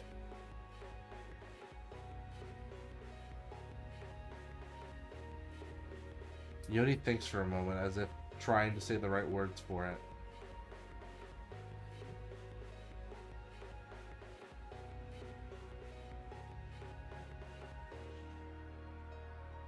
I was a victim of my own circumstances. And now your world will go to mine.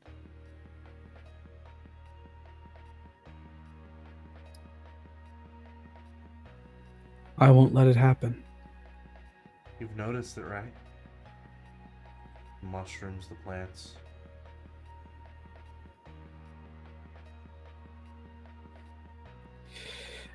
I've noticed a lot of things.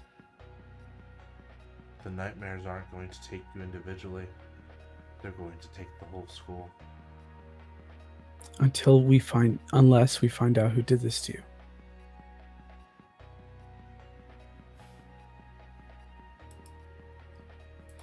Do you know what this place is?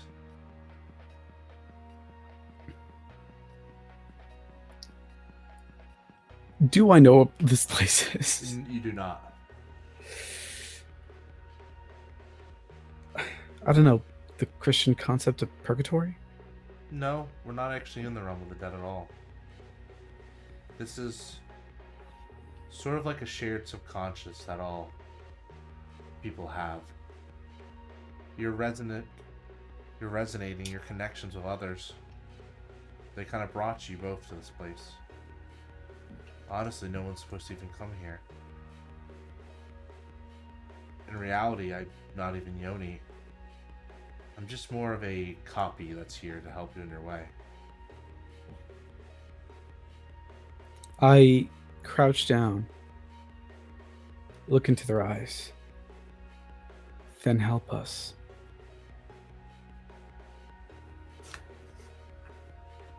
You have all the tools. You're just missing how they fit together.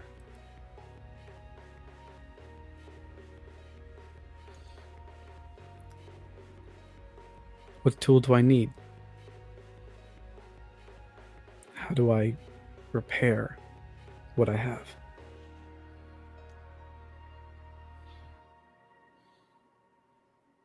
The only way you'll rock this road is sacrifice. Complete sacrifice. You need to visit a place that you'll never be able to leave.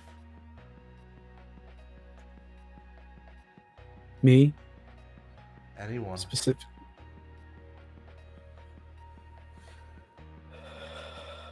There's so many methods at play here. There's so many people, so many actors on a stage, and a play that refuses to end.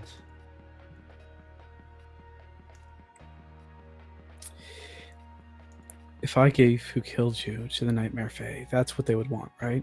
That's where that person would go. That's how they keep this place separate. How they live up to their deal. Sounds like torture, right? Eternity onto eternity onto eternity onto eternity onto eternity.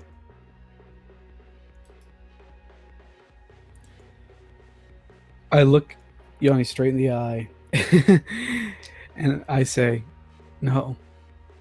It just sounds like existence. And I think I'm going to give myself a condition. Weary. Okay. Lord knows I am.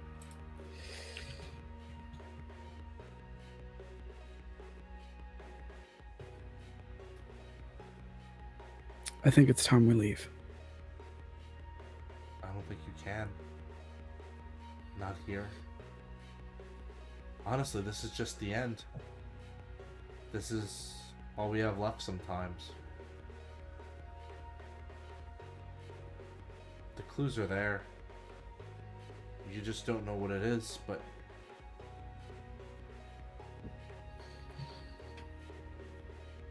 there's just one question you need to ask.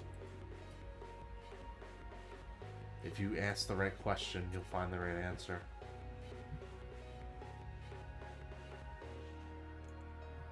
But you humans are incapable of that.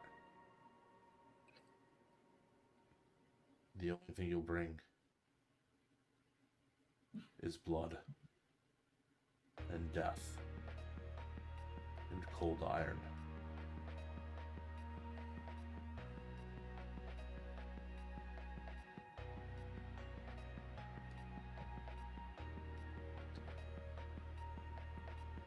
Do you even know your own history, Neal?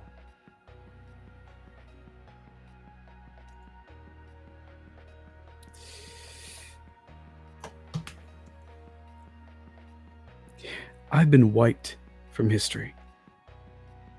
Not just me. Dozens upon dozens of people who looked like me or looked slightly different than me, but still were different enough, or people who thought different or acted different or felt different. I don't get to have a history anymore. But thank you for the reminder. You've come so far.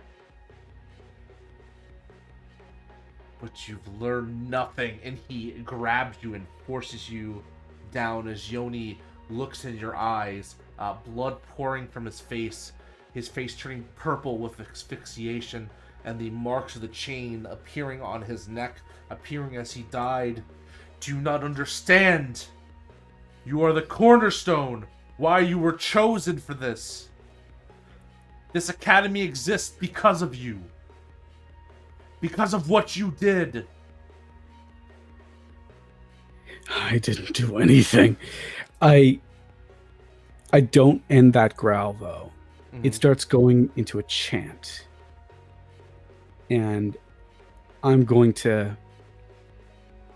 think I'm going to try and hex this apparition. Okay.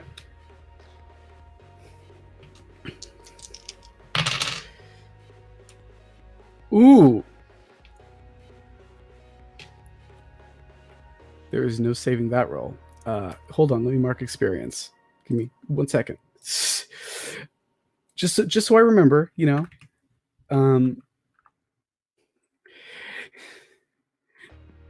Why does everyone want to blame me for something that isn't under my control? Why do I... And then Neal's gone. And I'm going to trigger my darkest self. So when my darkest self happens, I become invisible, unnoticeable. No one can see you, feel you, hear my voice. I can still affect inanimate objects, but that's my only avenue to communication. And I can only escape it when someone finally acknowledges my presence and demonstrates how much they want me around. And I think that if there was a last shot of Neal, just after he vanished. It would be him screaming into a void that only he can hear. With that last scream, the white, sterile universe begins to break under your feet, Arden. And you're left stranded in darkness. Neal is gone. And you wake up. Not in the place you fell asleep. But rather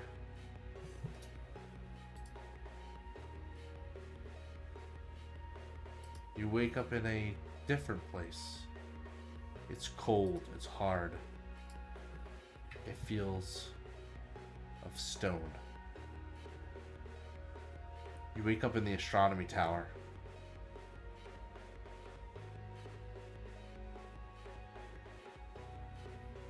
I look around. Is Neal with me?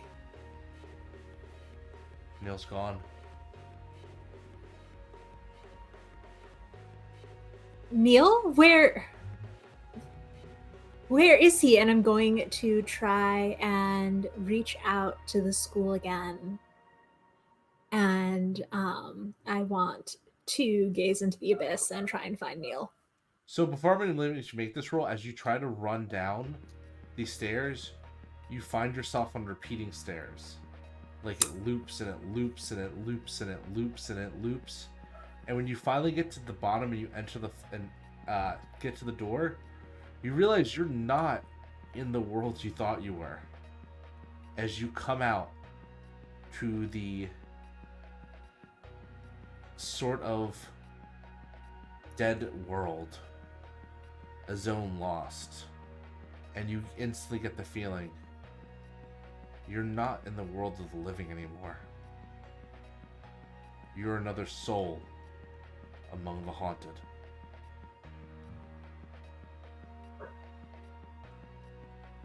And much like all the other souls here, you are alone. Truly and desperately alone. Neal took you too far. And your guide was Neal. And now you cannot never return. And I think it's a good place to leave Arden for now. As we go back to Ivy. Ivy, we're starting in medias res as you're running around the skirmish field. The horn has just blown, and the rules to you have been explained is that you need to get the ball carrier to the point to set and score a point. The demons are on the defense here as you're kind of running along, and Time Money has the ball, passing it back and forth between Reese and you're running along. What is your mode of attack? What is your method of play here? As you feel, I'd probably be using So who has the ball at the moment? Reese and Reese. Time Money are like passing back and forth. So what I'll do is that I'll probably grab Jaime's attention and then just push him forward like a shield to clear out the path. Okay. And then tackle anybody who tries to go after the ball. So as Jaime goes towards and tries to kind of shield you from the first demon kind of launches himself, and Jaime kind of grabs the demon kind of head first, and the demon's hands just pierce Jaime through his chest, ripping to the other side as you are sprayed with blood. Very dark red, but like dark kind of old blood at that point. And you hear Jaime grunt and go, "Just keep going!" And he's trying to tug his hands out of Jaime. He's like, let me go. Just die already. And Jaime's just wailing on him in his face as you're kind of running along. You're running up alongside Ty, and Ty's like, "Oh, you're gonna be the one that score for us, Ivy? Give me the ball! Come on, I'm tiny! I can gut through their ranks." Oh, you mean this ball? I don't think so. And at that moment, another demon just kind of clotheslines Ty, and Tyler goes flying through the air as the ball lands in your arms. You kind of got it double clutched like this. Oh crap! All right, I'm gonna run straight You're running. and try judge. You're running for the score. There's Yeah. 2 demons in front of you, and they're ready to mess you up. Go and roll me to lash out physically, please. Lash out physically. All right. So that's 9 plus volatile. I'll get 10. Yeah, you feel amazing. You one kind of goes to like grab you, and you kind of like slide tackle underneath them, like you see on. You've never played soccer before, but you know you've seen enough on TV. I've seen them on movies. As you kind of go and slide through, and then the other one's kind of is going for you and actually aims a fist at you, going to like slam down, and you see out of nowhere a fireball engulfs the demon, sending him back. As you see Reese brace and go, "Come on!" Yeah. All right. I'm gonna roll back to my feet and then run towards the goal. You're getting closer and closer and closer. Reese is getting entangled with someone right now, and you see Mercutio kind of like trying his best to kind of keep everyone offensive. And he looks at you and he kind of gives you a nod. He's like, "Hey, you got some spunk today, don't you, Ivy?" Yeah. Yeah, Melody helped me a lot. By the way, Melody said, "Don't die," as I run. What did she say as he kind of like turns away and just gets a sucker punched and kneed as he goes to the ground and just kind of goes down a tussle. Give me one more lash out physically. Oh god, please don't fail. Oh my god, that's a 12.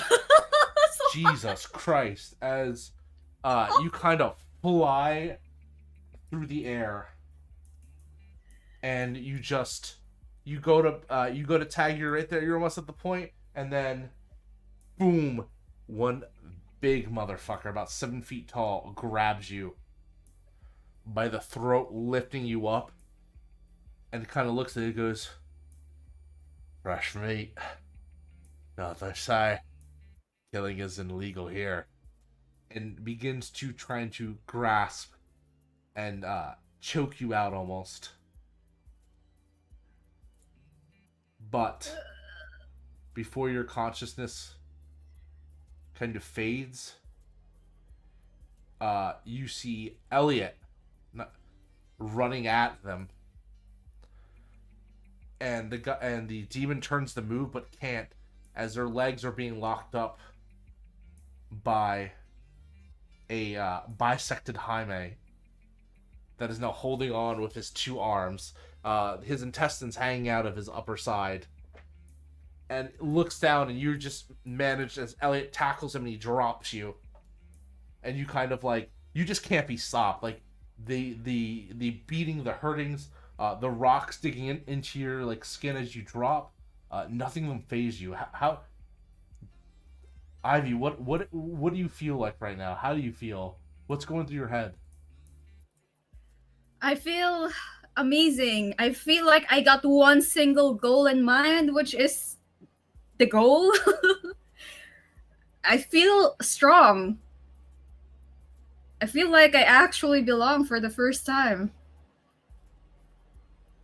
Yeah, you do. And as you kind of bring the ball to the goal, everyone cheers, and like the demons look up and are just like cursing, and they're angry, and they're like, "What the fuck?" And the coach, you see Reese's father is screaming at them, and you see Elliot and Time Money are just kind of putting Jaime back together, rearranging both of his halves. I'm gonna ignore that. I hate when that happens, Jaime says. Oh, it still fucking hurts. You see Mercutio, blood running down his face, looking like his nose has been broken. He walks over, he's like, "Ivy, can you do me a favor?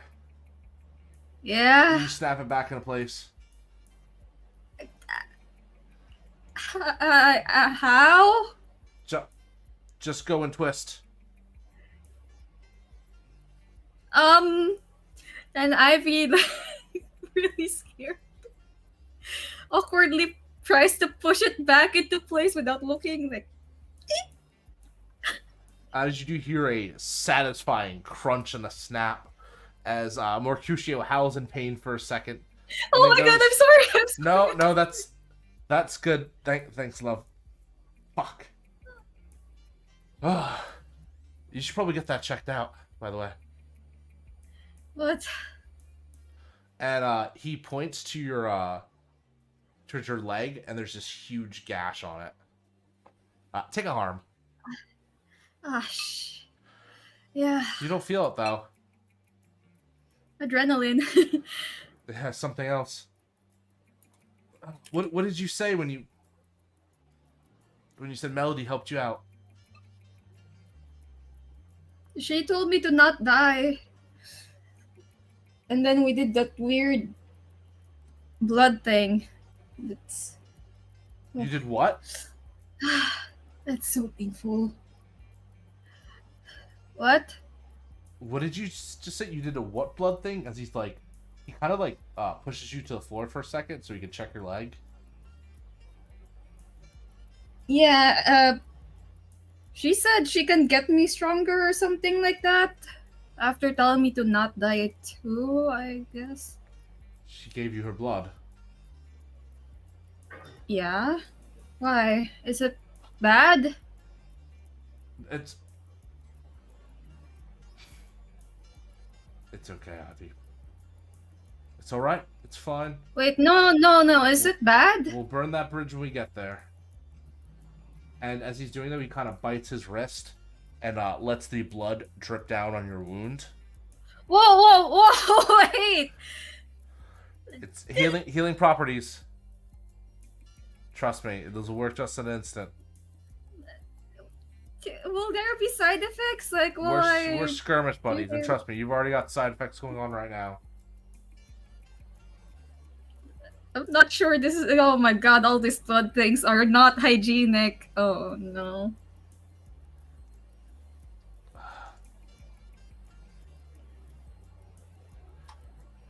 You really shouldn't drink her blood. It's bad for you. Bad how? But it's so sweet and so good. It's like I'm 7 again and I just had my first taste of cotton candy.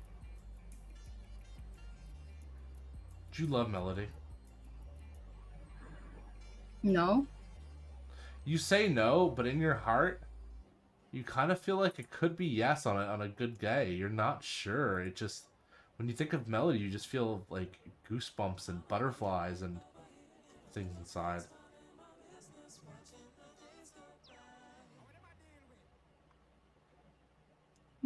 No? You don't look too sure. I don't know. I've never really thought about it. But you know. That's what I'm saying.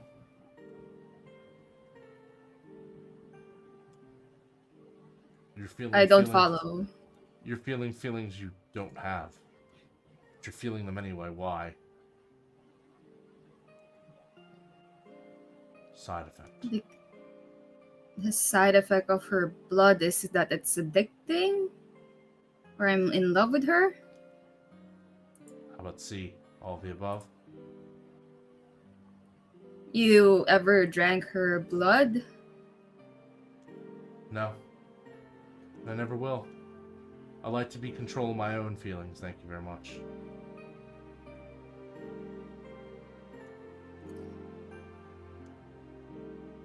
Yeah. That would make sense. And But you are in love with her, right?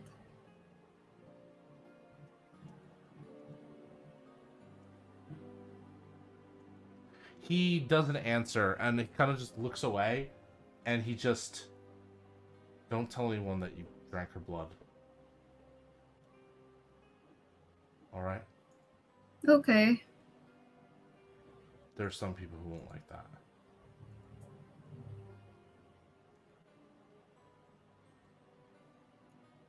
Like who? I have a... Just a bit too much. Just forget all about this, No, I Ivy. mean, you can't just go say something cryptic and then just go away.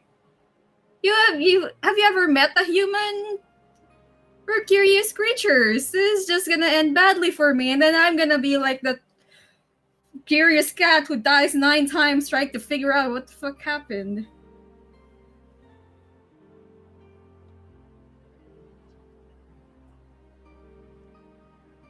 You're not a human, though. You can have more control than that.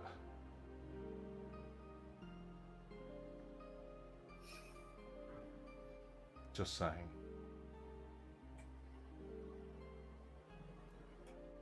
Then what am I if I'm not human? I don't exactly have your abilities or... I'm not sure, to be honest, but you wouldn't be here if you weren't human. Look, I know things are weird now, but trust me, there are things about this school, there's things about this academy.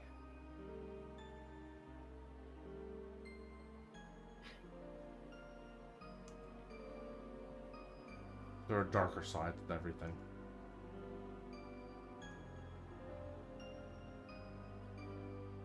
Well, now you just made me curious. Well, thanks, Mercutio. I'm just gonna, limp and find Neal. Where's Neal anyway? Wait, is skirmish done, or is there like a second round to this thing? There are definitely more rounds to it as you're kind of like led back to the thing. But like you do kind of think, where is Neal? And as you look around the stands, you can't find Neal. He said he would come watch it and help you. He said he would look for you. He said he would cheer you on. Why would he leave you? Why would he lie?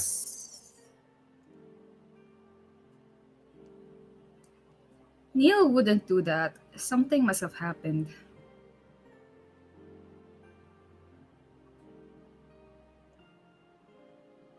Is it really something, Ivy? Or is it not Neal.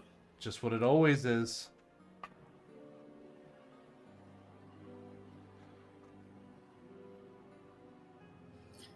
Neal would not do that.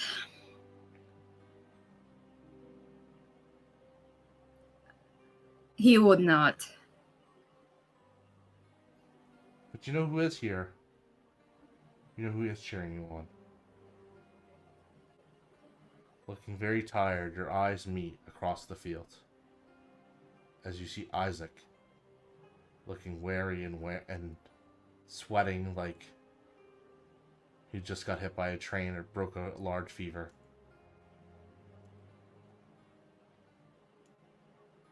How long till the next round? Got about 10 minutes. I'm gonna go to Isaac.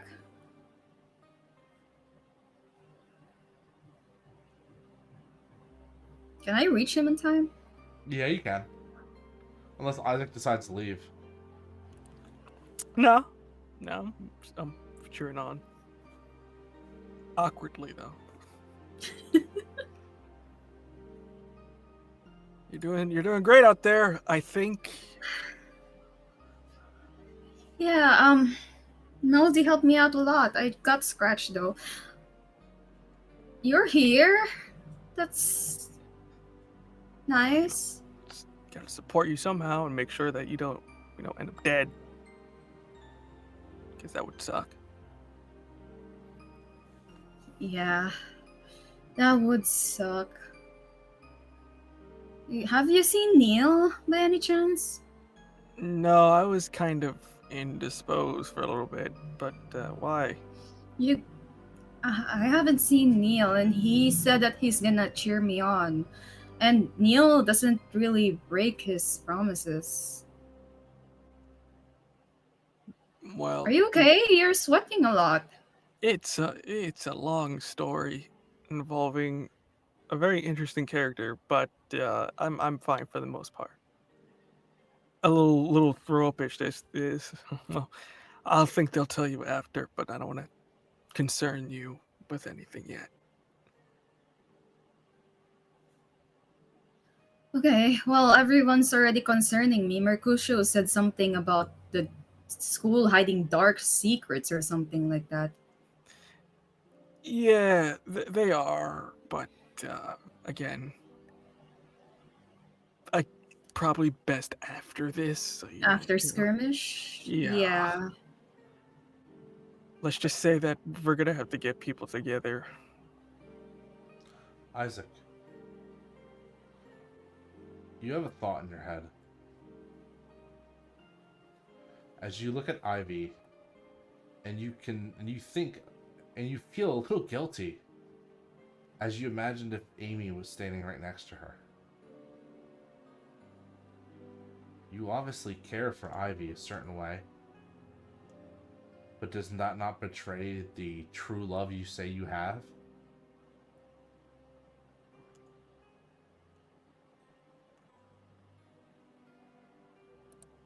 There's kind of a change in demeanor in Isaac's face, and kind of goes, I'll if anything, I can maybe get Melody, and maybe we can go and try to see where Neal is. He's probably just reading books or something. Yeah, I'll see you after skirmish. Yeah. And she's gonna turn around, but before moving forward, she's gonna turn back to Isaac and go like, "And thanks. I needed a friendly face in the crowd to support me." I'm your man. Kick Isaac, their ass. Isaac, she seems so much like Amy. She gives you the same vibes, the same smile. And I have a question for you, Isaac. How far will you go to bring back the one you love? Pretty far. And you think to your eyes, and you think to what you've seen, and you think of the last component of your spell, the component that you've been thinking over all the time, the component that will be the toughest to get no matter how much you talk yourself up for it. Really, the other components are just set dressings compared to this one.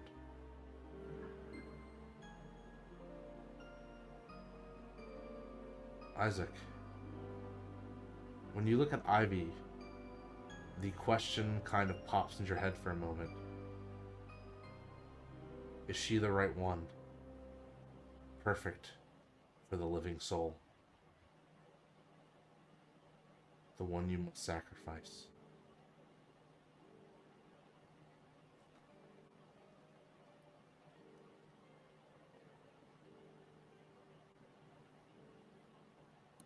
I kind of muddle to myself. Just kind of walk off.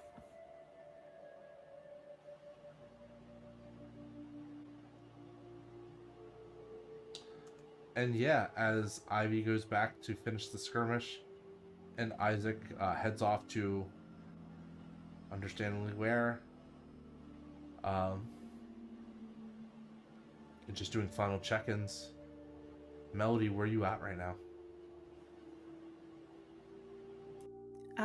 Since there's a break in the skirmish, Melody is gonna search for Mercutio again.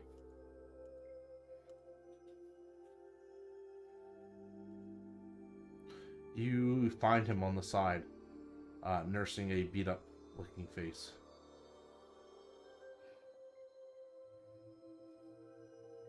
Hi. Hey.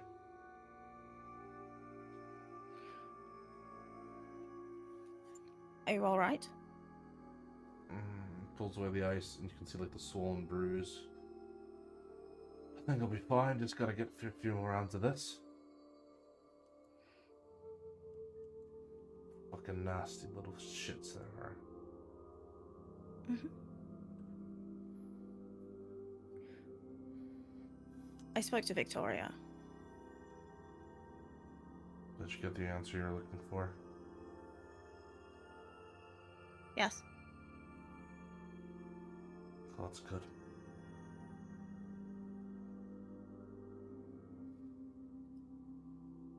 I'm sorry.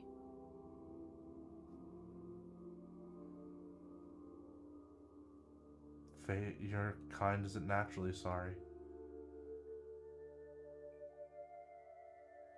Do you really mean it?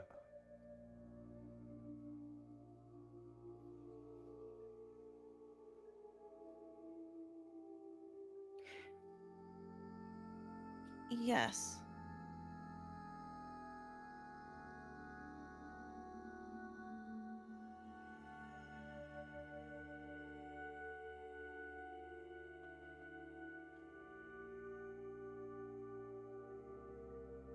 This has all spiraled so much.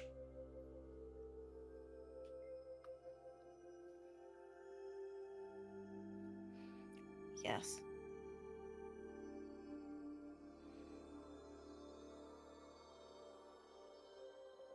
What do you mean?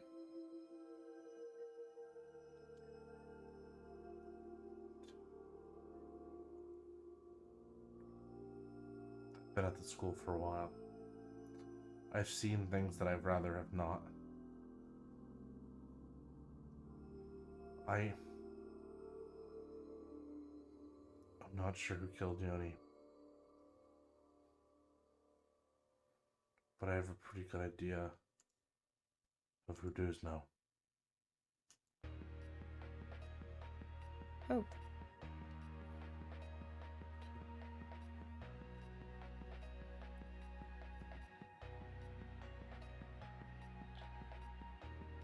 There's a club that exists at the school. A little group of us that wanted to go far beyond what we could learn here. We had backing from a teacher.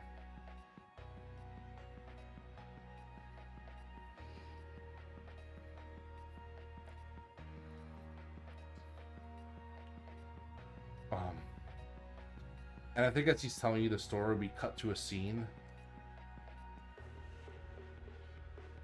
We cut to a scene of 3 people meeting in a hallway. Actually, 2 people. As we, 3. As we see Victoria and Nikki talking to an unknown person in a hoodie.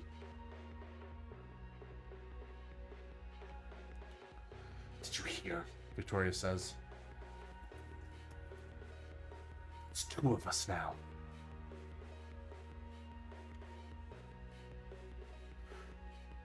Which one of us is going to be next?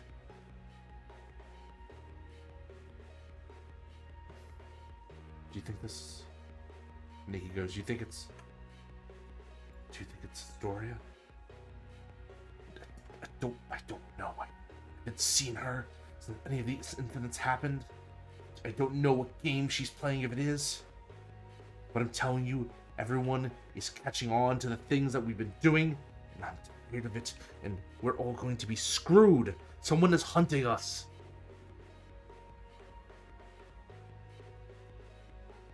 We should never have done what we did.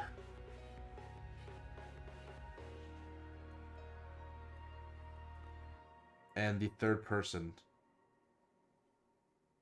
brings their hoodie down, but we don't see their face for a moment. As Victoria goes, well, don't you have anything to say for yourself? You've been gallivanting around, getting into relationships, quite enjoying yourself. But you act like you're unclean here. I'm not, I just...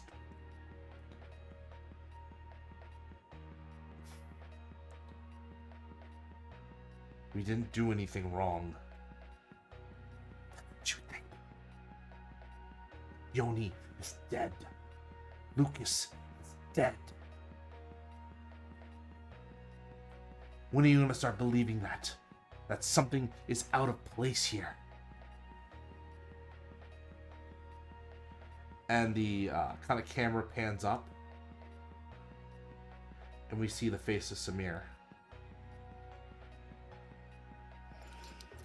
And Samir looks and goes, we were supposed to change history for the better. history, and you don't even tell your boyfriend about how much he means to the school.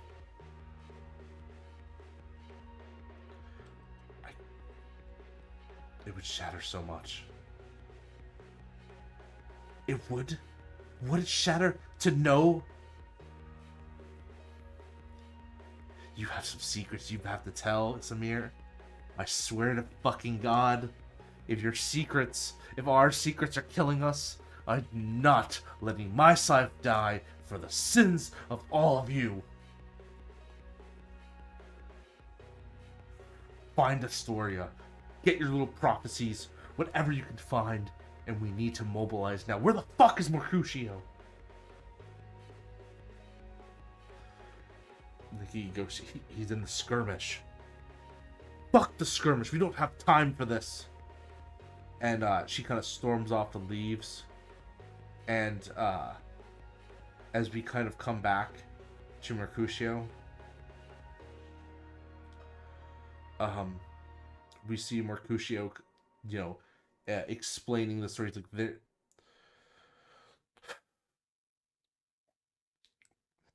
we made a club of Astoria Grey. She said we were the brightest, that we could really help for the future. Me, Victoria, Nikki, Samir, Lucas, Yoni.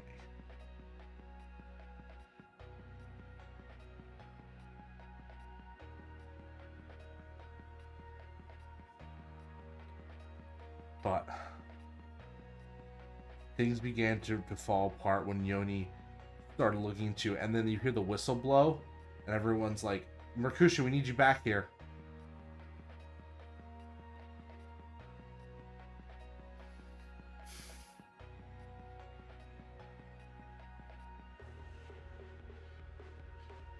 Melody. Don't die. Find Samir.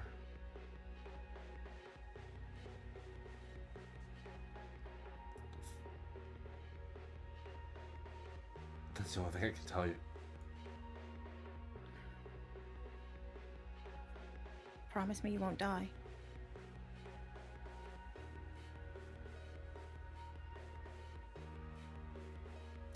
Promise you things I don't think I can keep.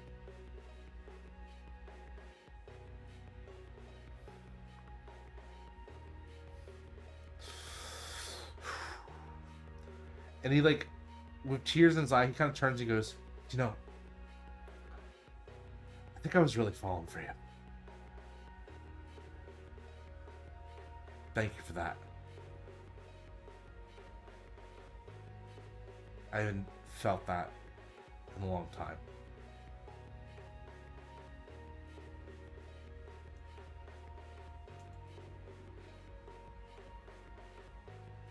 She kisses him. And he holds for as long as he can before he turns away and runs. And the last scene I want to end with is actually on Neal. And the question I want to ask you, Neal, is where have you been this entire time? Since when? For the last couple scenes, or even the last scene that just occurred. Since you turned darker self, where did you go?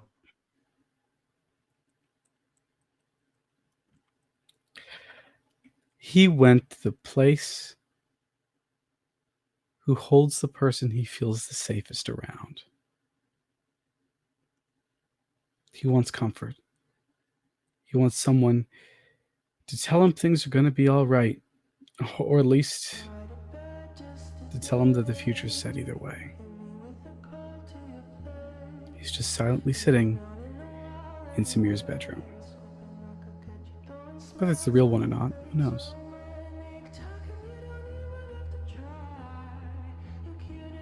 And you see Samir walk in the hoodie, and he sits and he begins to draw.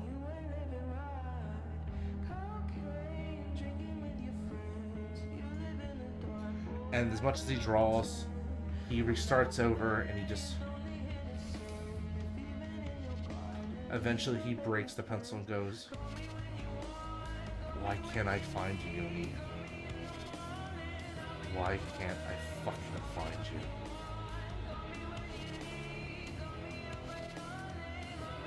And I think that's where we're at in chapter 6 of Gehenna Academy. Pride.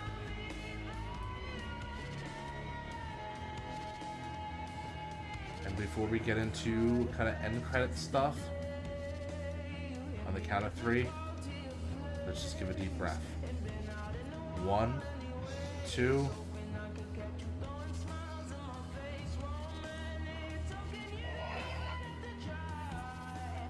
Thank you everyone for watching. This has been an exceptional experience in session as always, and a great showing. And I'm gonna sit back and let my cast members plug whatever you got going on. We'll start first. So, hi everybody. Again, Chris Colón. I was playing Isaac, and primarily I'm going to tag 2 things. Well, first off, you can find me at Twitter of VO_Colón. That's COLON. Primarily, the things I plug is I'm on 2 podcasts that just came out. One of them is called Epsilon, at Epsilon Podcast, which is about sort of sci-fi renegade rogues trying to make their way through the future and survive. And another one that I play in, I'm working with Starlight Audio Productions called, at Starlight Audio, which is more of a modern fantasy about Norse mythology and gods working together in Seattle and trying to stop the Ragnarok. So that's pretty cool. That isn't out yet, but make sure to give those 2 guys a follow. Great. Hi, y'all. I've been Alyssa at A Disaster Queer on Twitter. I played Arden. You can find me on the City of Mist podcast on Mamagiri, and I'm also doing a guest run on a Pathfinder 2e podcast, Goblets and Gaze. So either of those, check them out.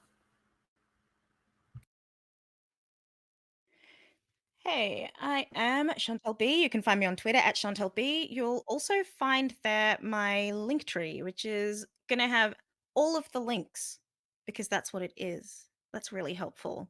Because I do a lot. I'm a writer, actor, singer, psychologist person that does stuff. So there's always something.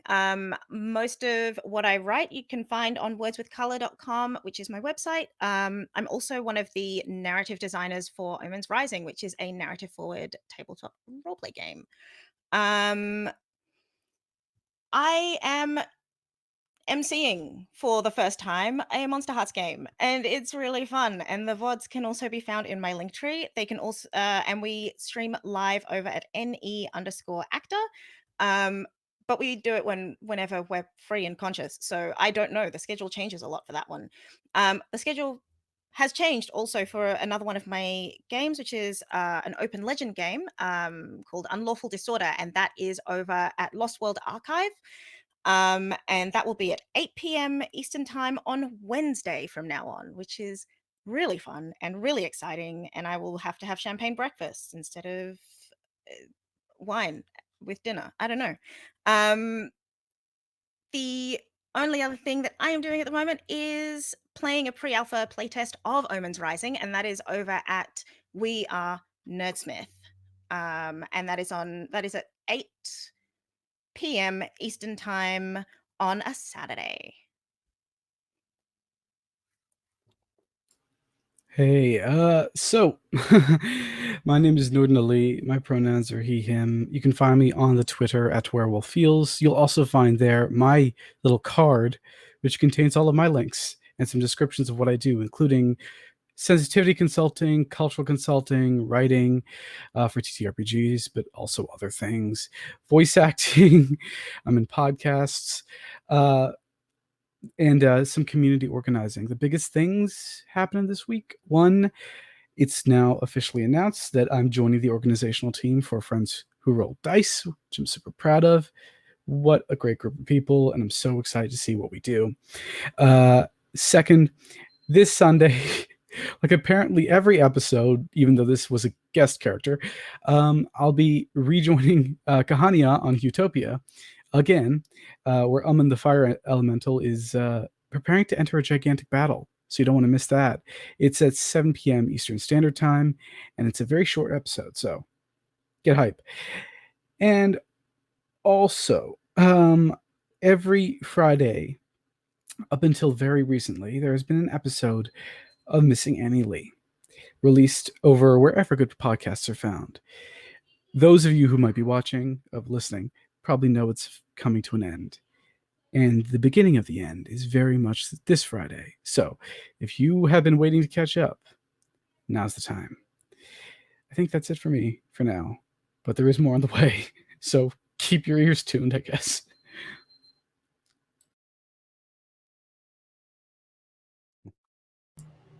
Oh yeah, that's me. Okay. I'm sorry, I'm so bad with the orders. Alright, hi guys. Again, I am Rina playing as Ivy the neighbor. You can catch me on stream. I've got an actual play of a Vampire the Masquerade game called Call of the Abyss. I'm playing a Scarlet Leon over there, and at the moment things are getting spicy. There's so many secrets around that I have no idea. It's like the storyteller is implying that my character is sleeper agent of some sort, which is gonna be fun. Always fun. There's so many secrets even in this story. Aside from that, the Warden's Files, Don't Rest Your Head story. I am starting recording with it. I have talked with some players because I've already trying to get them to finish up their backstories. Nick is probably gonna be in there if he can finish his backstory. What? I didn't know I had to finish that. Okay. Aside from that, we've got another Vampire the Masquerade game that starts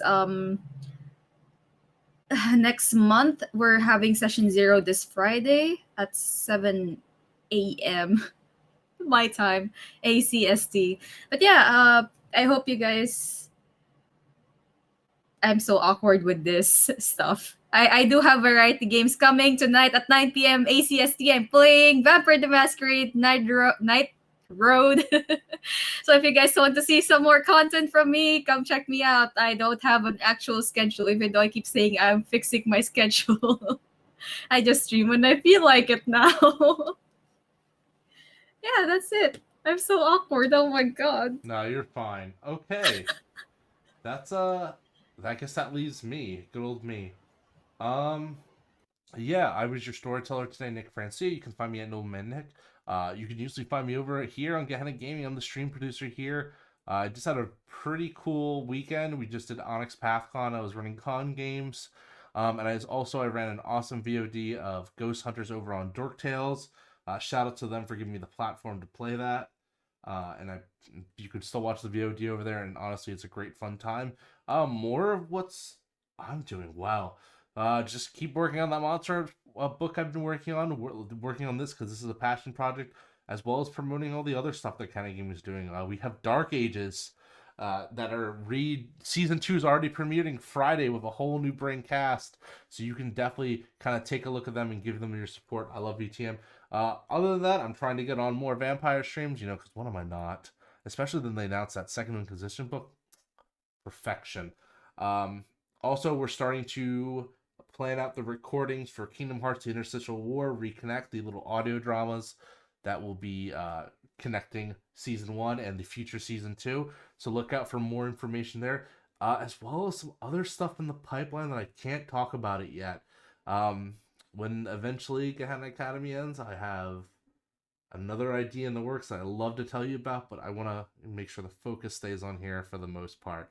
So thank you all for tuning in. This is always a highlight of my Mondays to go and play this. We have 4 episodes left. We're officially over the half, we're past the point of no return. What's going to happen to our monsters? Is Ivy ever going to figure out what she truly is? Is Neal going to have his happy ending finally? Is Melody ever going to leave Darkest Self? Is Arden ever going to get Ivy's love? And is Isaac ever going to turn over a new leaf? Who knows? But you can watch next time on Gehenna Academy. Bye, everyone.